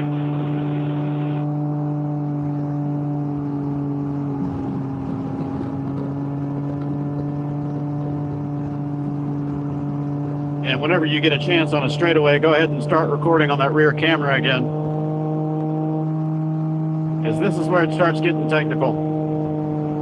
Yeah, we're going to start getting technical. We need to get some technical lunch. So apparently we're on this guy's ranch. Yeah, it's public road. There's a sign back there. I don't think we missed a right turn. No, we're on 336 still. Yeah. I saw a sign. With seeing that deer like that, and there's no high fences, and I'm Nope. This is open land. This guy's property. We really need to be vigilant. Yeah, this is open land out here. I hate to have to explain to my insurance company why a landowner's pissed off at me. Well, this is still public land. Yeah. At least as far as the road is concerned. Yeah, because they'll have public land. The road is public land, and I think like 20 feet off either side. Yeah. So let's see what this says. There are fences here. So this says 8 on this stretch. Yeah. Certainly don't want to come through here at night. No, that's probably what a lot of this is either guys that are on super sports or night. All right, so. Yeah. Yep, this is the technical stuff where it starts getting real twisty. And it looks like this road is not nearly as improved as some of the others. No. Because I remember that some of this out here was really rough. That was a long time ago.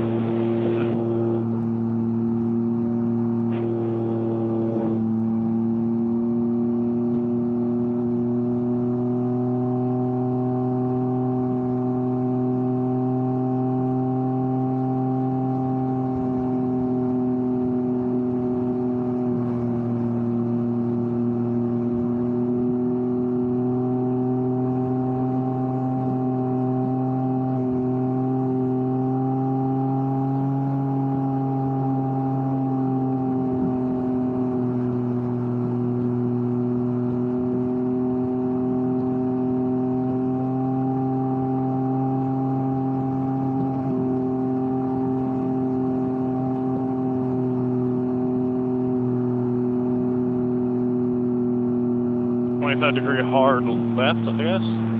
Or 25 mile an hour, yeah. degree. I'm a dumbass. Yeah, this is a hard, good, left turn right there.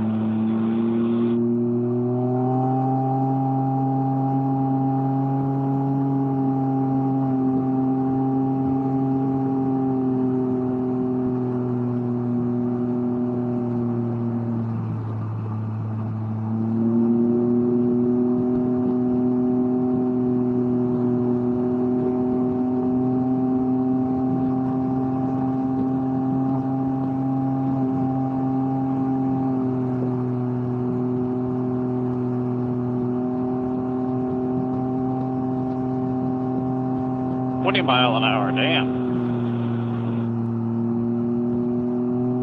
Yeah, there's a couple of switchbacks coming up here soon.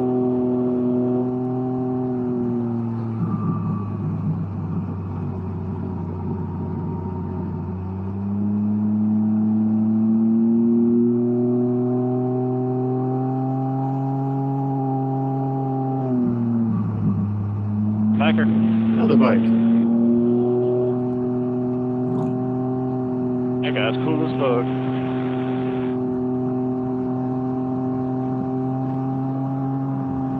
And these roads are a lot bumpier. Yeah. Yeah, the other ones were much more like this 20 years ago. They've been improved quite a bit. And it's bumpier on a Ryker than it would be on a two-wheeler because of, all the back and forth jockeying that we have to deal with. Yeah.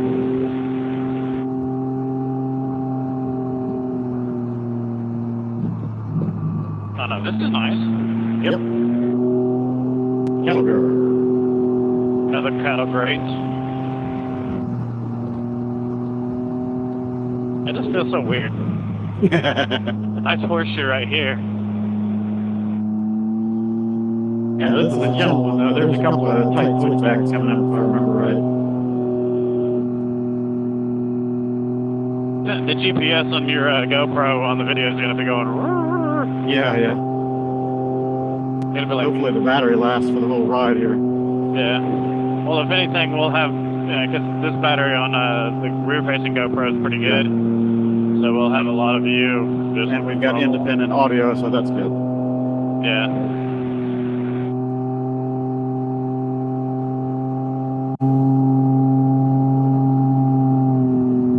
Are there any tunnels through here? No. Dang.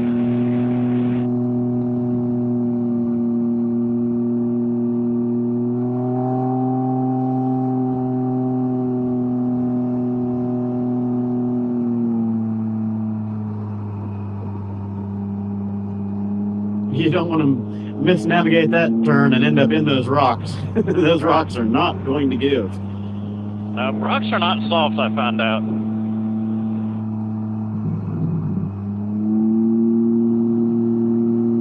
Slowing down a bit.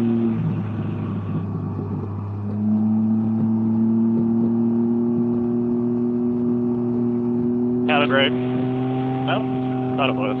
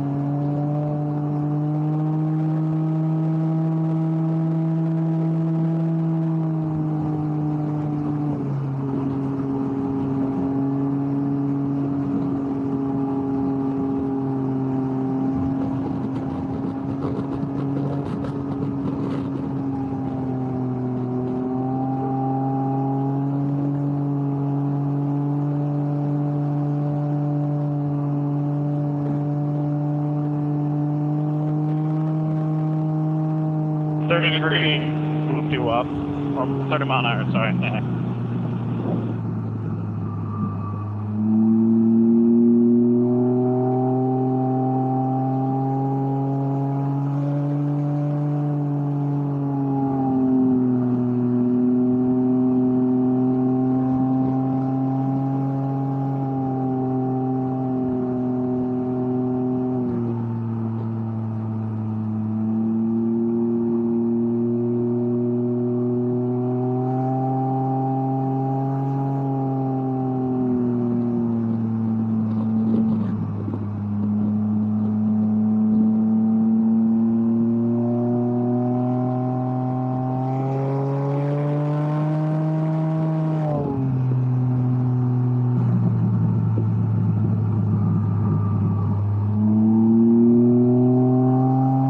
25 mile an hour hard left. Probably a switchback.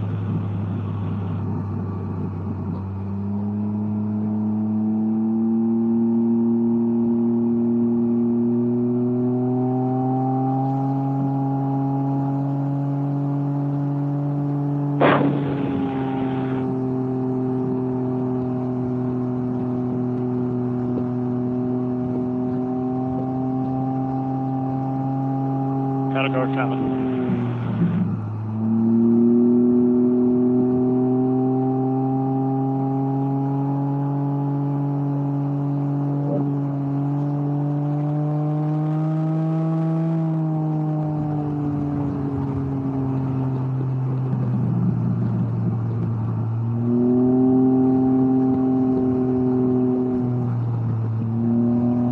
I'm too fast.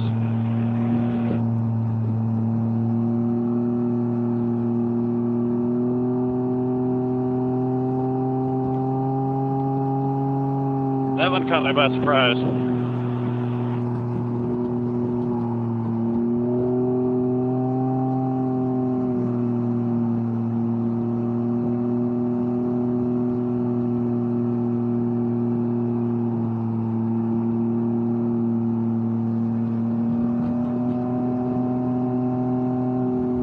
Off-road.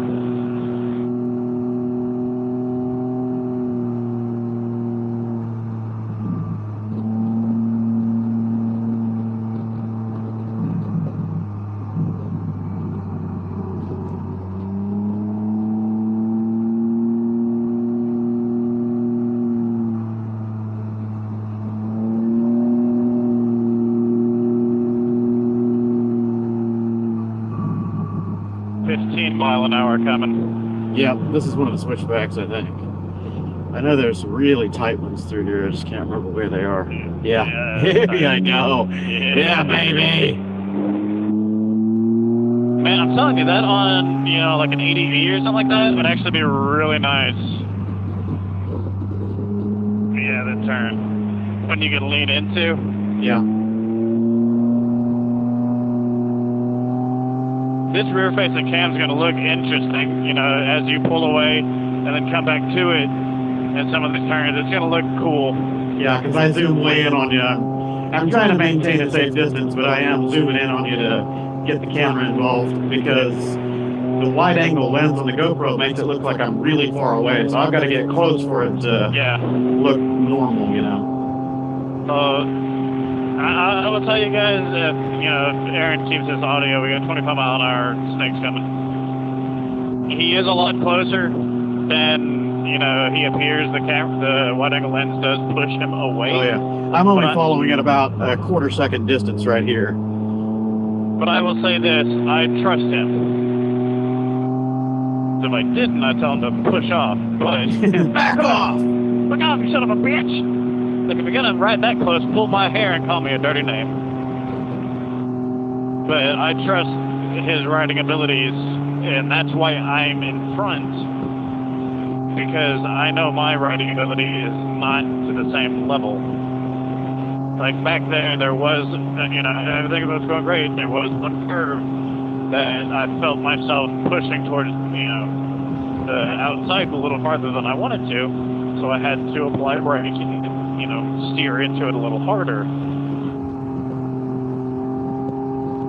And, you know, he was able to read that on the fly, adjust himself, and ensure that everything was maintained on a safe distance. Plus, I know he's got really good insurance. There you go. That's what it comes down to.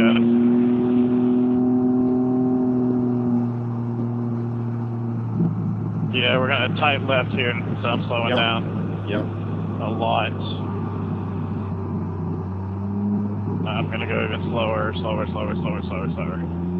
Shit. They're tight.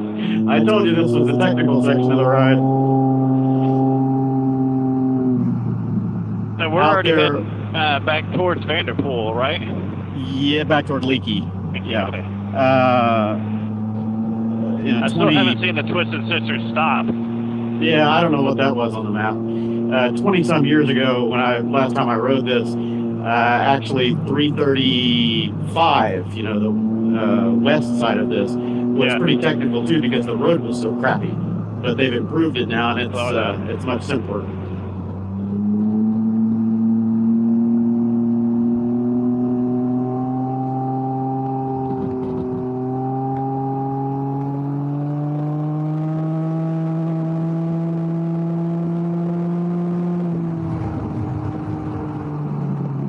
I'm telling you, like, if you're interested in buying a 600 and you don't intend on doing like a crap ton of highway or like really long trips, go ahead and get it. Save that extra money, and if you're just supposed to do city commuting, stuff like that, with the occasional, I'd say under 100-mile highway jaunt, go ahead and get a 600. Save the money.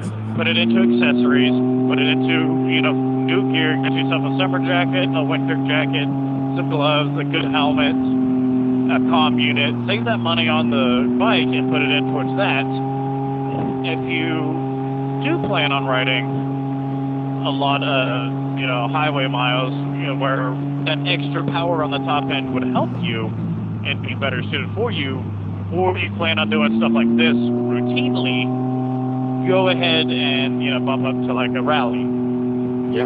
Well, what I've been advising everybody that asks the question is don't get the rally. Actually, get the 900 Ace, and then take the extra money that you would have spent on the rally and put it into only the accessories that you want, like your updated suspension, the max mount, things like that. Because the rally mode doesn't get you much, and what you lose are the cool wheels, and you get these crappy all-season tires. I agree with that. Get the Ace. Get the 900 Ace, not the Rally. Yeah. But, as, people have seen in, these videos so far, that the 600 can, handle its own. Oh, yeah, it does there have been certain times that... Pull 90 miles an hour on the highway. Yeah, heck, I got a ticket doing 90 in a 60 on the highway. I was being stupid. And, I was in traffic too. I was being really dumb. But yes, the 600 can go a good bit. Through a couple of these hills in the very beginning, that yes, I would be at, 70 miles an hour or so, and as I'm, climbing the hill, I still have to give it full power just to maintain. Whereas the 900, you have that extra power. But I don't plan on doing this all the time. Right. Or even frequently. Another thing, we can roll in, photos here where, you can still get a Maxima in the link plate like I have and do motocamp from a 600. You're not adding that much weight. Right. That's a little about it. You're not adding that much weight. You're not pushing yourself, like Aaron in the previous video, say here, or down in the description, or whatever.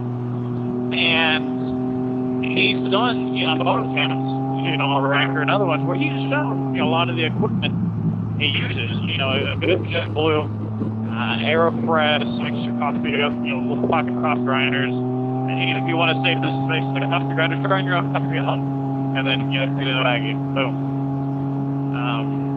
I came down from, Oklahoma City, technically northwest of Oklahoma City by, a good bit.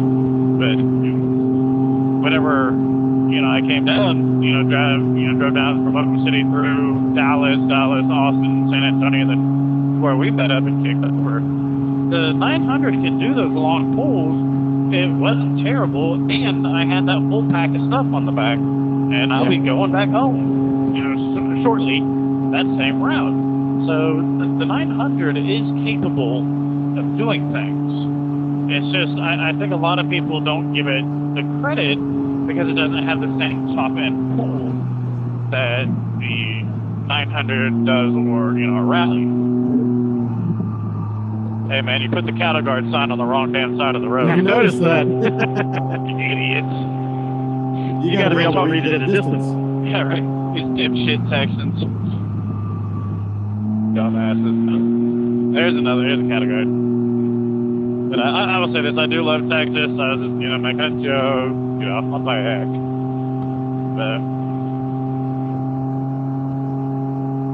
And see, like for me, I'm just over 7,000 miles on my Ryker, and that's in a year and a quarter. It would be better if I didn't have to deal with my radiator getting popped and, dealing with a busted nut instead of a big like cock. On our last, video that you and I, the last trip that you and I did, shift the Turkey vultures. fucking vultures. But, our last video, which picked up when we camped at Route 66 coming back from Tulsa, hit a hell of a pothole. Bad.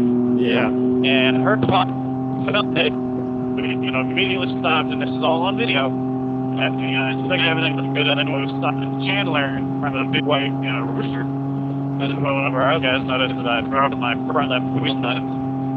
So if I had not had those two setbacks, I would be much further in miles than I am now. And considering those two setbacks happened in prime, riding weather. Yeah. Boner Road. It's Bonner. I know how to read, but whatever.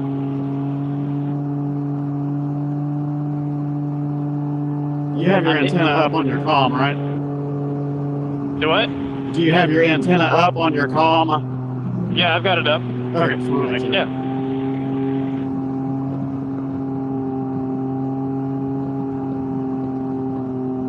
Just putting in his work.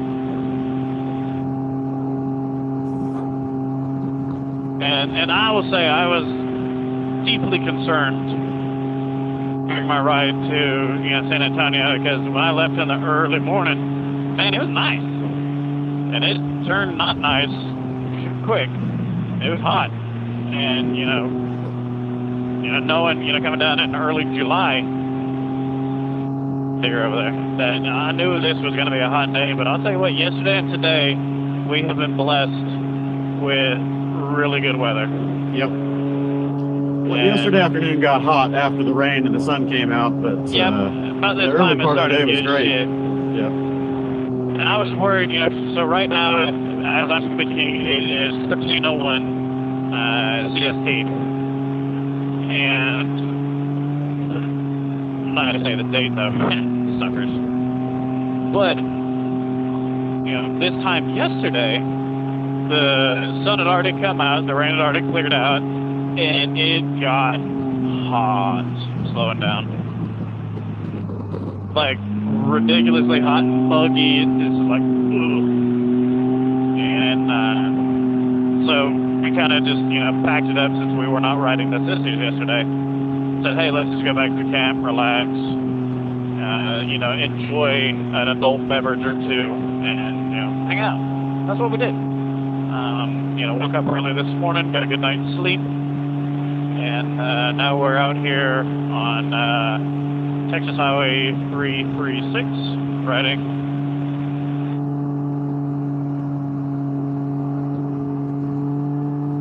And having a wonderful time. So I would suggest if anybody has the opportunity to come ride the sisters, come on down and do it. I've only been riding for about a year, actually a little over a year, as far as street riding. I had dirt bikes when I was younger, but, different skill sets. And there's only been a few spots that, I felt myself get a little comfortable, and I was like, oh, gut check. But these are very, it's technical, but this is a doable ride for anybody with a comfortable skill set, I guess. Yeah, and the Rykers are very easy bikes to learn to ride because you don't have any shifting gears, you don't have balance issues to deal with. That's not to say they're easy to ride, they're just, it's a good gateway machine. At Jubilee, it's a good gateway machine to get people in because they're relatively unintimidating. They're very physical to ride, but not as simple as a lot of bikes are because of the constant handling quirks and whatnot. But great machines. The stability, all the advanced rider aids. They're a lot of fun to ride. They're stupid simple to operate, and all the electronics really do keep you out of trouble. The nanny does a good job. Yes. On case in point. So my dad hates motorcycles. He hates this thing. Hates that I have it. Hates that I ride it. He was not thrilled when I said, "Hey, Dad, I, as an adult with money, bought a motorcycle." This was not a pleasing decision, and honestly, now granted, I understand why. Because of his line of work, he has had to pick up the body parts off the highway of people that have not made it. Yep. So I get it. Hey, there's a Mexican restaurant right back there. Sorry to interrupt. Yeah. You want to just come? We'll pull into Ford right here and flip a bitch. Sure. Do that. Leaky liquors. We got leaky liquor, man. I don't like leaky liquor. I want liquor that stays in that bottle. That bumps bro. Until I decide to empty it. That's all I choose. But in my dad's line of work, picking up body parts off of the highway where motorcyclists have failed. Oh yeah. Just riding motorcycles, or people have done something in front of a bike and the bike had to go down. Yeah, and that's the thing is, you can be a very good rider, but there's that always the random chance, the unexpected motorist bonehead that's not paying attention. Yeah, and so he doesn't even ride bicycles. He keeps his butt planted firmly on 4 wheels, not 2. So I'm guessing like a park right here. So I don't know. This is a Mexican restaurant. Is there a spot for 2 there? Yeah. Okay. Otherwise, there's a dirt lot over here. Yeah, but before we cut out, you were talking about ease of riding these things. My dad's not a rider. He does not ride. And what's interesting is the first time he rode this was just in a parking lot. I told him, I was like, just give it gas. You don't have to clutch. You don't have to gear. Mm-hmm. Just watch where you're rolling. Yeah. If you're going to run something over, try to aim to kick it. Yeah. Yeah, you want it under your feet. Watch out. Yeah. Good. But yeah, I told him, I was like, just kick it. If you're going to run it over, just kick it. And after a few minutes, he was out on the road, driving around like it was all fine and dandy. Did you kill it? No. There we No, go. I haven't killed it yet. Gotta let there be video where their audio is.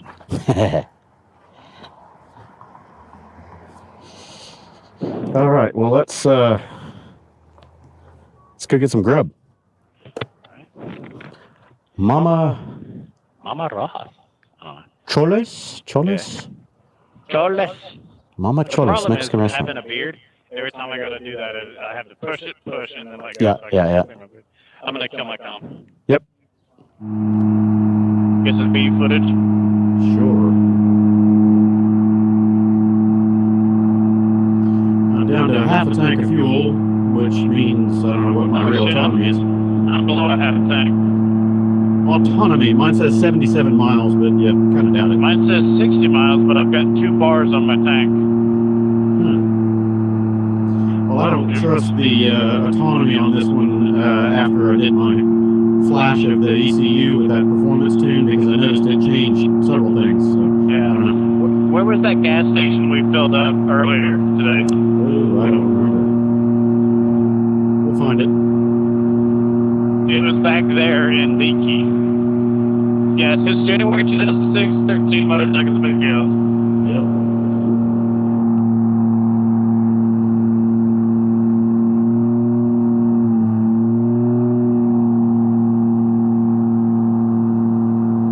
Hey, you stay over here, Mike.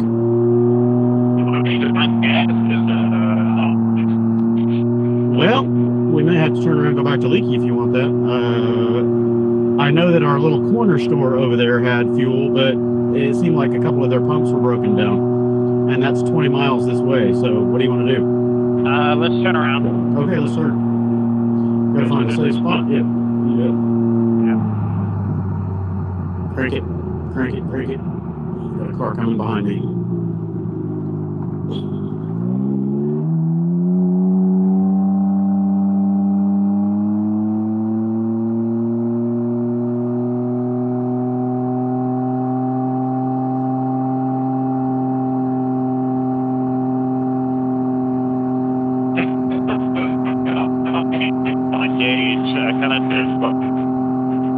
Based on how I've been riding, so like it's like this right now, I do believe that I'm not doing good.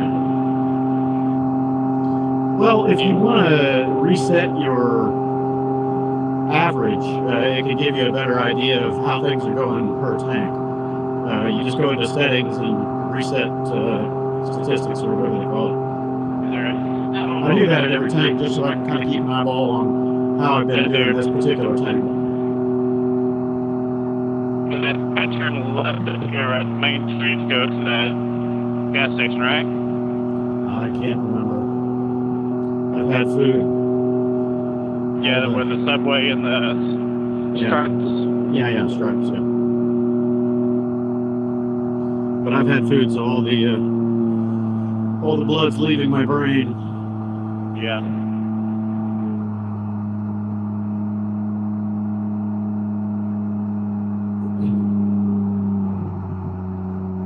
Oh, you must be important. Your cemetery area is fenced off from the rest of the cemetery.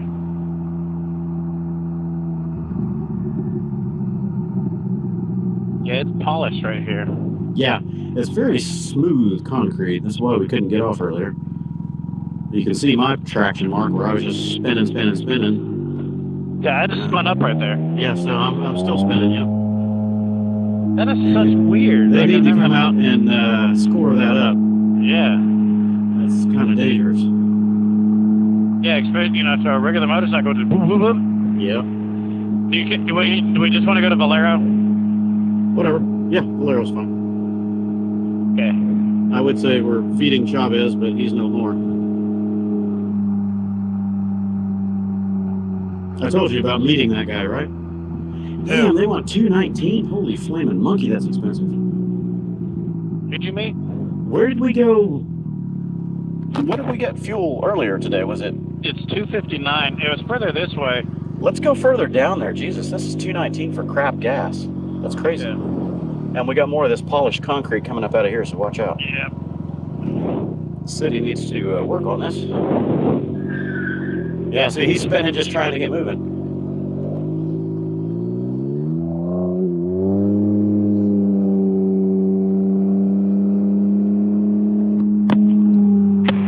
Yeah, that concrete is ridiculous. I need that's it's dicey. On a motorcycle, that would be a little... that'd be really dangerous. Yeah, that would throw you off the bike. Yep. Be careful. You're low-sided in a moment. Yeah, you try to hit the gas and go, and suddenly it just goes sideways on you, and you're either under the bike or standing there wondering what the heck happened. Got an ADV Got another bike he's got here. a sidecar. Has it got a sidecar on it? Oh, it does! Oh, yeah! Sidecar. Sweet! That's the shit. I love sidecar rigs. I want to They're ask so him if cool. I can sit in it. I've never sat in a sidecar. Oh my god, don't break it. Shut the fuck up. Dick. You're not Dude, look at nice. that sidecar. That sidecar's the shit.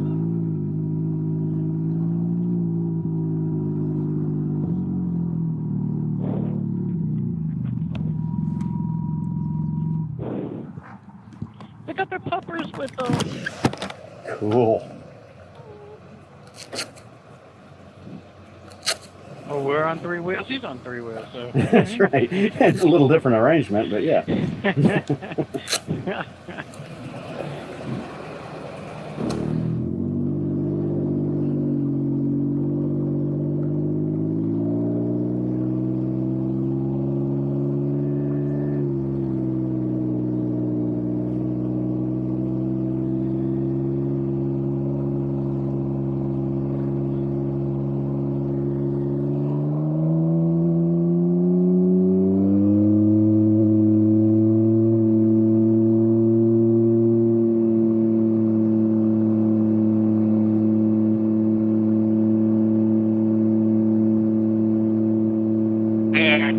Yep. Was it yesterday or the day before when you rode up the hills? When you came out of the campground and you went left, how far did you go? I went all the way up to 39, so it's like 17 miles or something. Is it good roads? Like, would it be cool to ride on real quick? Not really. I mean, it was okay. It's pretty straight. There's a lot of hills up and down, but not a lot of corners or curves. Oh, okay. You want to ride it? Do it. I don't care. And you take my bike out there if you want to. Yeah, I'll ride it up there, a little later on this afternoon. Kind of hit back the campground, relax, master bat. You're going to master what? Master my batting average. Oh. I didn't watch this shit. Yeah, I can throw it sideways here. Easy. Yep. Yeah. It's so slippery. Yeah. Getting off the line is the hard part. That's dangerous, man.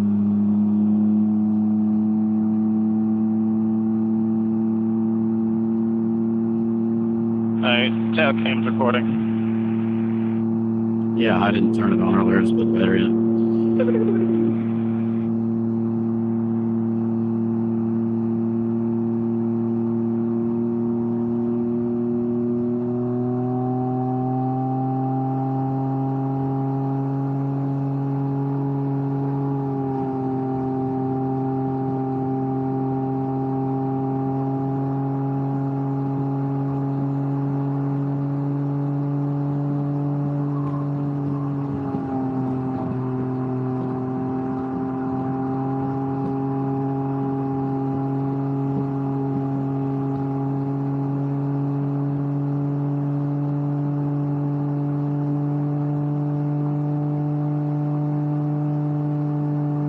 You're in there.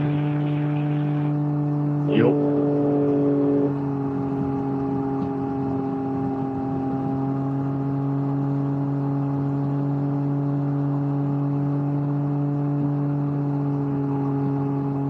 Getting sprinkled on. Yeah, it's alright. It feels Don't good. mind it. Yep. Now let it drop. Deep and sharp curves. Yes, please. Drop as much rain now as it wanted. I don't care. Do what? I said the rain could drop as much as it wants now. I don't care. Yeah, we're done with the ride. Yep. It doesn't look like anything major, though. Nah, it's just a little shower.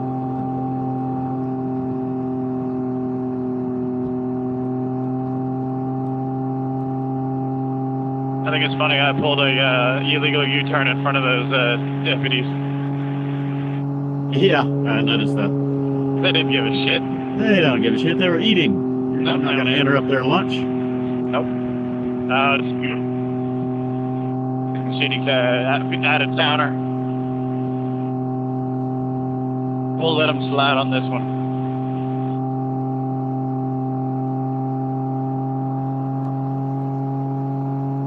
Now, in this tank, it's probably going to be absolute dog shit as far as mileage, because once I get on the highway, oh, there it goes. It takes a few miles for it to start averaging up. And the thing I've noticed about this econ meter on this is it takes a rolling average over the last few miles. It's not really your overall mileage. So if you ride it hard for a minute or two, your average drops way the hell down, and it takes a few minutes for it to catch up. So.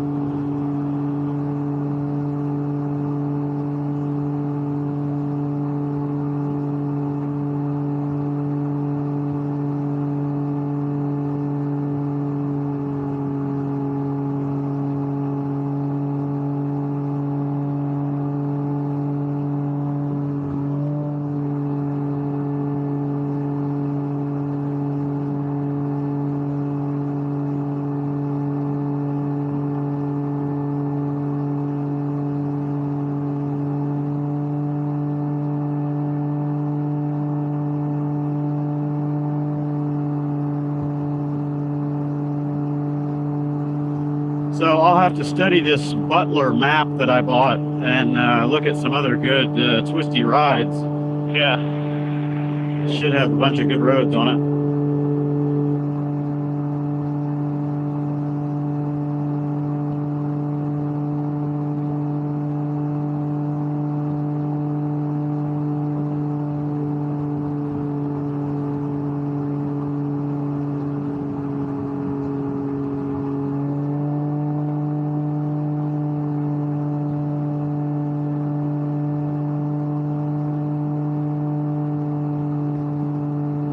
got it.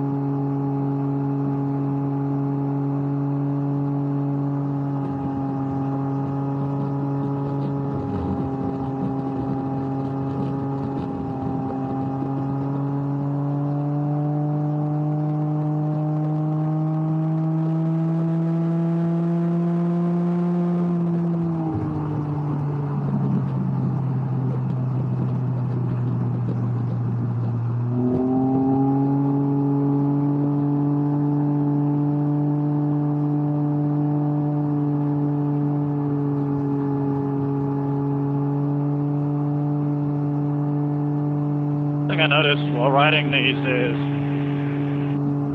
it's weird to have a conversation while you're taking these turns and twists because you're concentrating on the ride. Yeah, until you get your mind used to multitasking, more comfortable with the machine and just with your riding skills, it's a little annoying actually to have conversations while you're riding hard.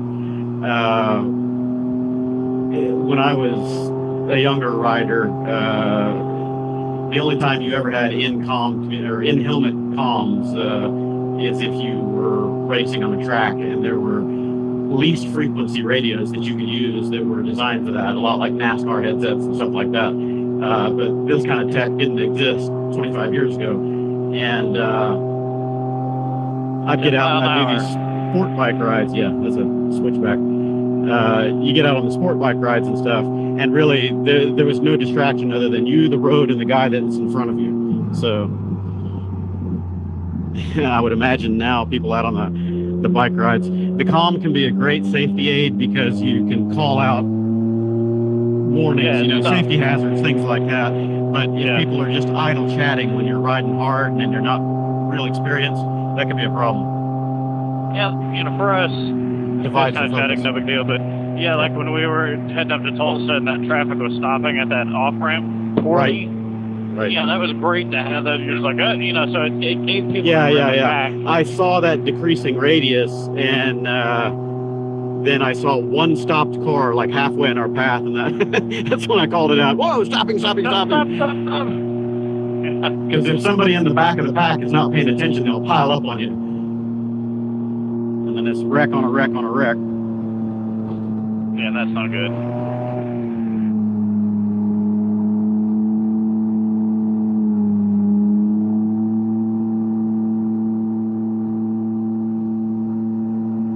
And when you're piling bikes in on top of each other, that's one thing. You've got a relative injury level there that you're facing, but it's the cars that aren't paying attention, and you get a whole new set of circumstances. You don't want a 400-pound bike hitting you at speed because it's going to hurt, but a 3,400-pound vehicle hitting you is a whole different situation. I want to think like that guy just passed us. I didn't wave, he didn't wave, nobody waved because we're not in position. I did, but he had his hands full, and I totally understand that. So many people get butthurt when they don't get waved back. Sometimes you got to keep your hands on the doors. Yeah, and I don't know if he's actually clutching, changing gears, or if he's right. trying to ride his ride and maintain. The road. Yeah, that's right. Now, if you're on, some straight pavement, you have got no excuse. But again, if you don't want to wave at me, I don't care. Just slow down on this next one.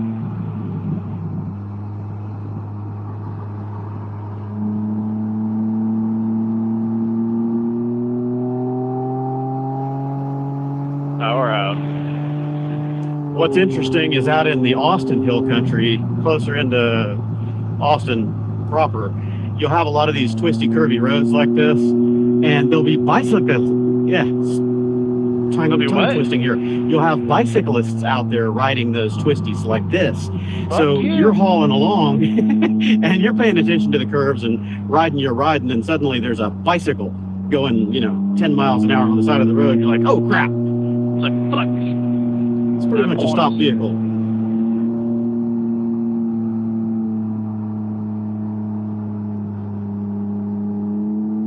I don't see how this would be fun on a bicycle. Nothing seems fun. Well, people that enjoy that burn, if you're training for, long bike races and stuff like that, these hills are phenomenal for burning up your legs. Yeah.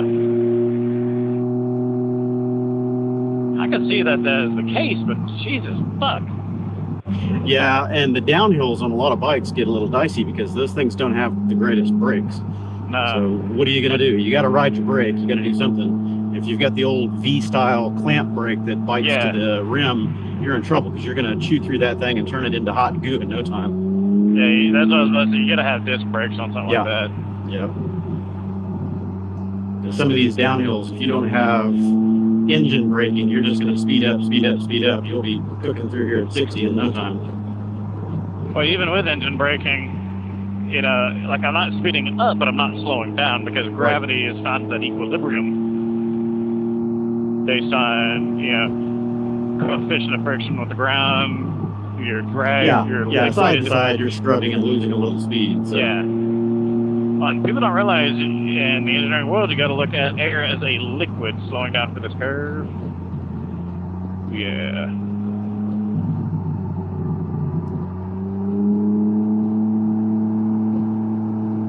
Tight one.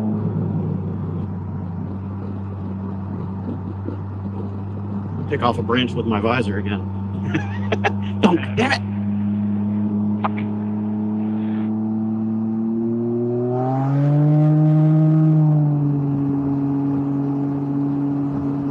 Slowing down.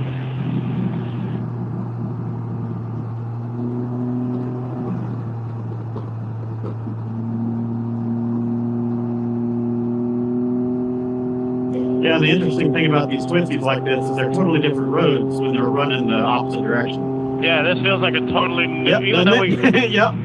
Yeah, that's why I like to turn around and run them in reverse sometimes. Even though we did it this direction, going the opposite direction, this same road, it feels new. Totally different. All the turns are reversed. And that also means the road campers are reversed in a lot of cases, so it changes the game. And also, depending on which side of the turn you're on, if you're on the wall side or the outside, will determine your going in speed. Yep.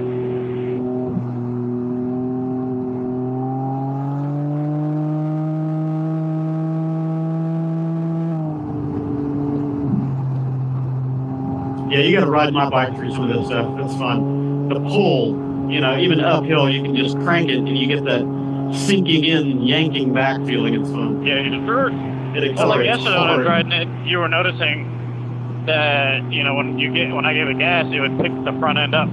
Yeah. Yeah, it actually squats the rear and lifts the front. You don't notice it on the bike as much, but you can see it from behind. Like, the six-shot does do it, but not to as noticeable a degree. Like, it's physics anyway. Anytime you're increasing your velocity, your rear's going to get planed, your front's going to pick that. That's Yeah, well, because you're driving it on the rear. With a front drive vehicle, it doesn't do it nearly as much because you don't have the shaft jack effect. And got a 20 squiggly here. I like the squiggly lines. That means fun.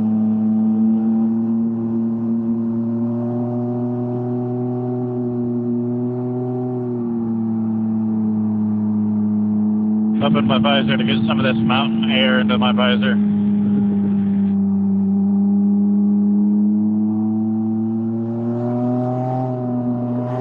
Big ass rocks on the side of the road.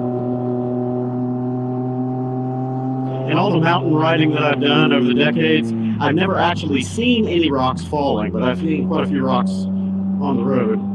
I don't think I'd want one to fall like right next to me. That might. I don't know if I'd actually want to watch the rocks come down. Yeah, that might make me soil my britches.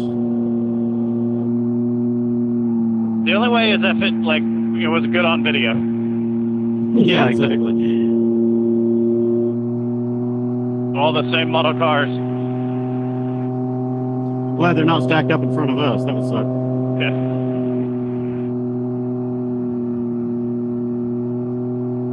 I wish we'd had the camera running yesterday, though, for the old guy crossing the street. Yeah. That was an interesting moment. You know, and there's two schools of thought on that. What the hell was he doing standing in the middle of the street? But he may have just gotten tired of waiting and no one was going to help him, so... Oh, that old man? Yeah, the old man. I mean, he had to start across the street at some point. Yeah. And just say, fuck traffic. But ending up standing on the double yellow lines, holding up two sides of traffic, and no one was stopping for him. No one was waiting, except for that side that obviously he was blocking. Yeah. Poor guy. Yeah, you do kind of wonder how long was he standing there. I know. That's the first thing I thought is I wonder how long that poor guy's been standing there trying to get across. But see, here's the thing. In Oklahoma City... And nobody in their cars got out to help him. I was going to get off the bike and help him, but, you know, once we stopped traffic on our side, at least he could mosey on across. Yeah. Nobody here was stopping, but in Oklahoma City, you'd have like 3 or 4 people were like, oh, bro, let me help you. Yeah. Jump out, give the guy a hand. I mean, if he was on a cane or something, yes, I would have definitely assisted him. He was on a walker. Yeah, he was on a walker. So, I mean, at least he had something to lean on. That's good. He wasn't shuffling feet very fast, but... You know, and I felt, you know, it'd have been nice to have all this shit on camera. I've had like 3 or 4 different people whose car broke down. You know, I'll either park the bike, you know, get off and push, or, you know, one guy I pulled off to at a parking lot, came over and helped him. One lady, I just pulled my motorcycle, you know, off to the side of the road because it was on Reno, and just west of MacArthur, slowing down. I don't like this speed through here because I don't know if we're going to have a weird turn. But I just pulled in front of her a good bit, and, you know, while I was pushing, another guy came over and helped push as well, and we got her car off the side of the road. And, like, her car was, like, stuck in gear. Like, the gear is fucked up. And we could barely push it, and this dude was able to do something and beat it into neutral. Oh, that's cool. And we don't know what, and she goes, it started grinding and dragging real hard, and it just heard a really big clunk or whatever, and it just stopped. I'm like, well, that sucks.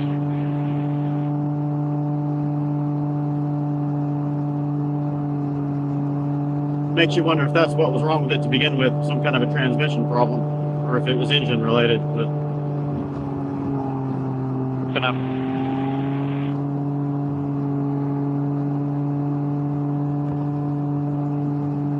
A lot of hills in the distance there. Highway intersection ahead. Okay, so we're almost done. Yeah, this is 187. Just hanging out left. And do we want to get ice right here? I don't have any way. Actually, I have to put my bag in your pannier. We can just go to the campground and come back either way. Yeah, no big deal. What bikes? ADV bikes. All right. God damn. Stank. This ain't smell-o-vision, but you people are missing out on some ripe decomp. Woohoo! Oh yeah, that's on a long-standing decomp.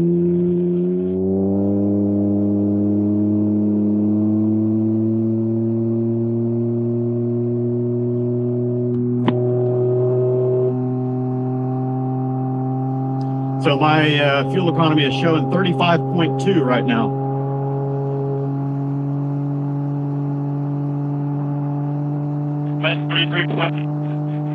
So mine's getting better fuel economy than yours, so just calculate it. Yeah, you're Right. So whatever, you know, calculations are going on, mine is calculating it's more efficient than yours, but who knows?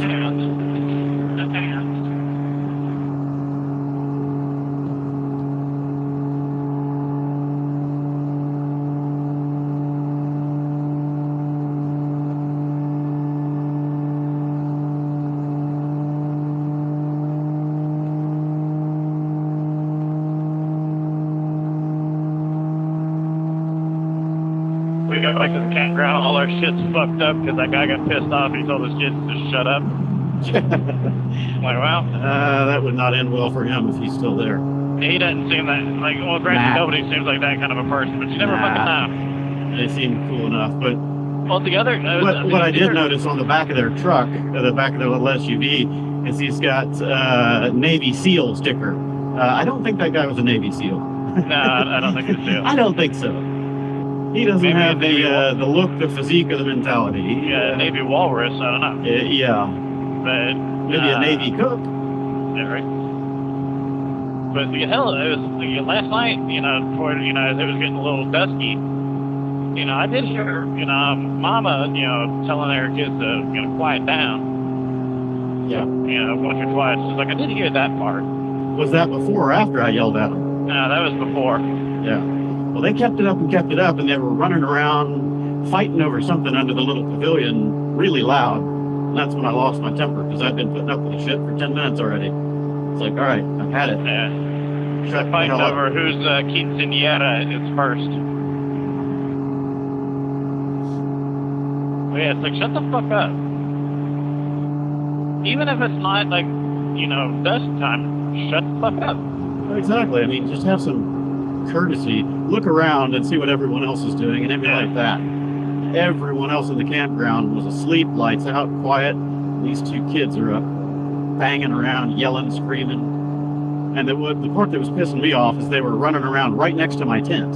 Yeah. I mean, they were coming over within like 3 feet of the tent and running and yelling and, okay, enough of that shit. Yeah, it's like, and then the thing is, if you do put this in the video for the people watching the video, these kids are not, like infants or even like, we're talking. No, they're 12 plus years old. Yeah, 11. Old enough to know better. 10 to 12 years old, somewhere in there. Yeah, they're old enough to know better. They don't have to get their ass whooped, is what that is. But the parents are the ones not correcting that, Yeah, I don't need a felony. But yeah, the parents should be correct. There should be corrective actions. You need negative reinforcement when they do wrong and give positive reinforcement when they do right. Yeah, I mean, if you're effing up, you need to be made aware of it, obviously. That's how you learn. Dude, I don't know where y'all get your fucking paint here in Texas, but this paint on these roads is thick. Yeah, it is. Like 2 or 3 C's thick. Yeah, I know, you bump over it, it's like speed bump paint. I was like, damn. Doink. Bubble paint. Alright, now everybody back here at the campground is going to be thinking, here's that obnoxious asshole with that loud three-wheeler. Well, hold on. No. Just the one asshole with a loud three-wheeler, and the nice guy, that's awesome.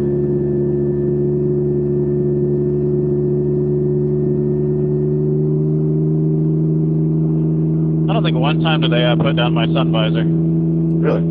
I've had mine down all day, including now. I usually ride with my visor open, but my sun shield down to protect my eyes. Yeah. Because you never know when you're going to take a bug right in the eyeball. That hurts. Yeah, like, that little chihuahua was like, it's too deep.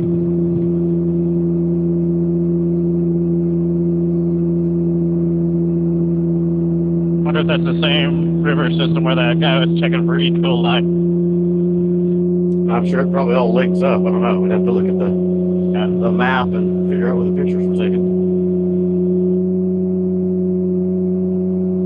Well, like usually when I need air, I'll pop up my visor halfway and have my sun guard down. So I still have, some. Hey, no, they didn't accidentally. For a half a second, I thought we were doing good. Less neighbors. I'm surprised this place is as busy as it is for being the middle of the week, Tuesday. I kind of thought everybody would clear out yesterday. But our neighbors on that side did pick up and take off. They're done, gone.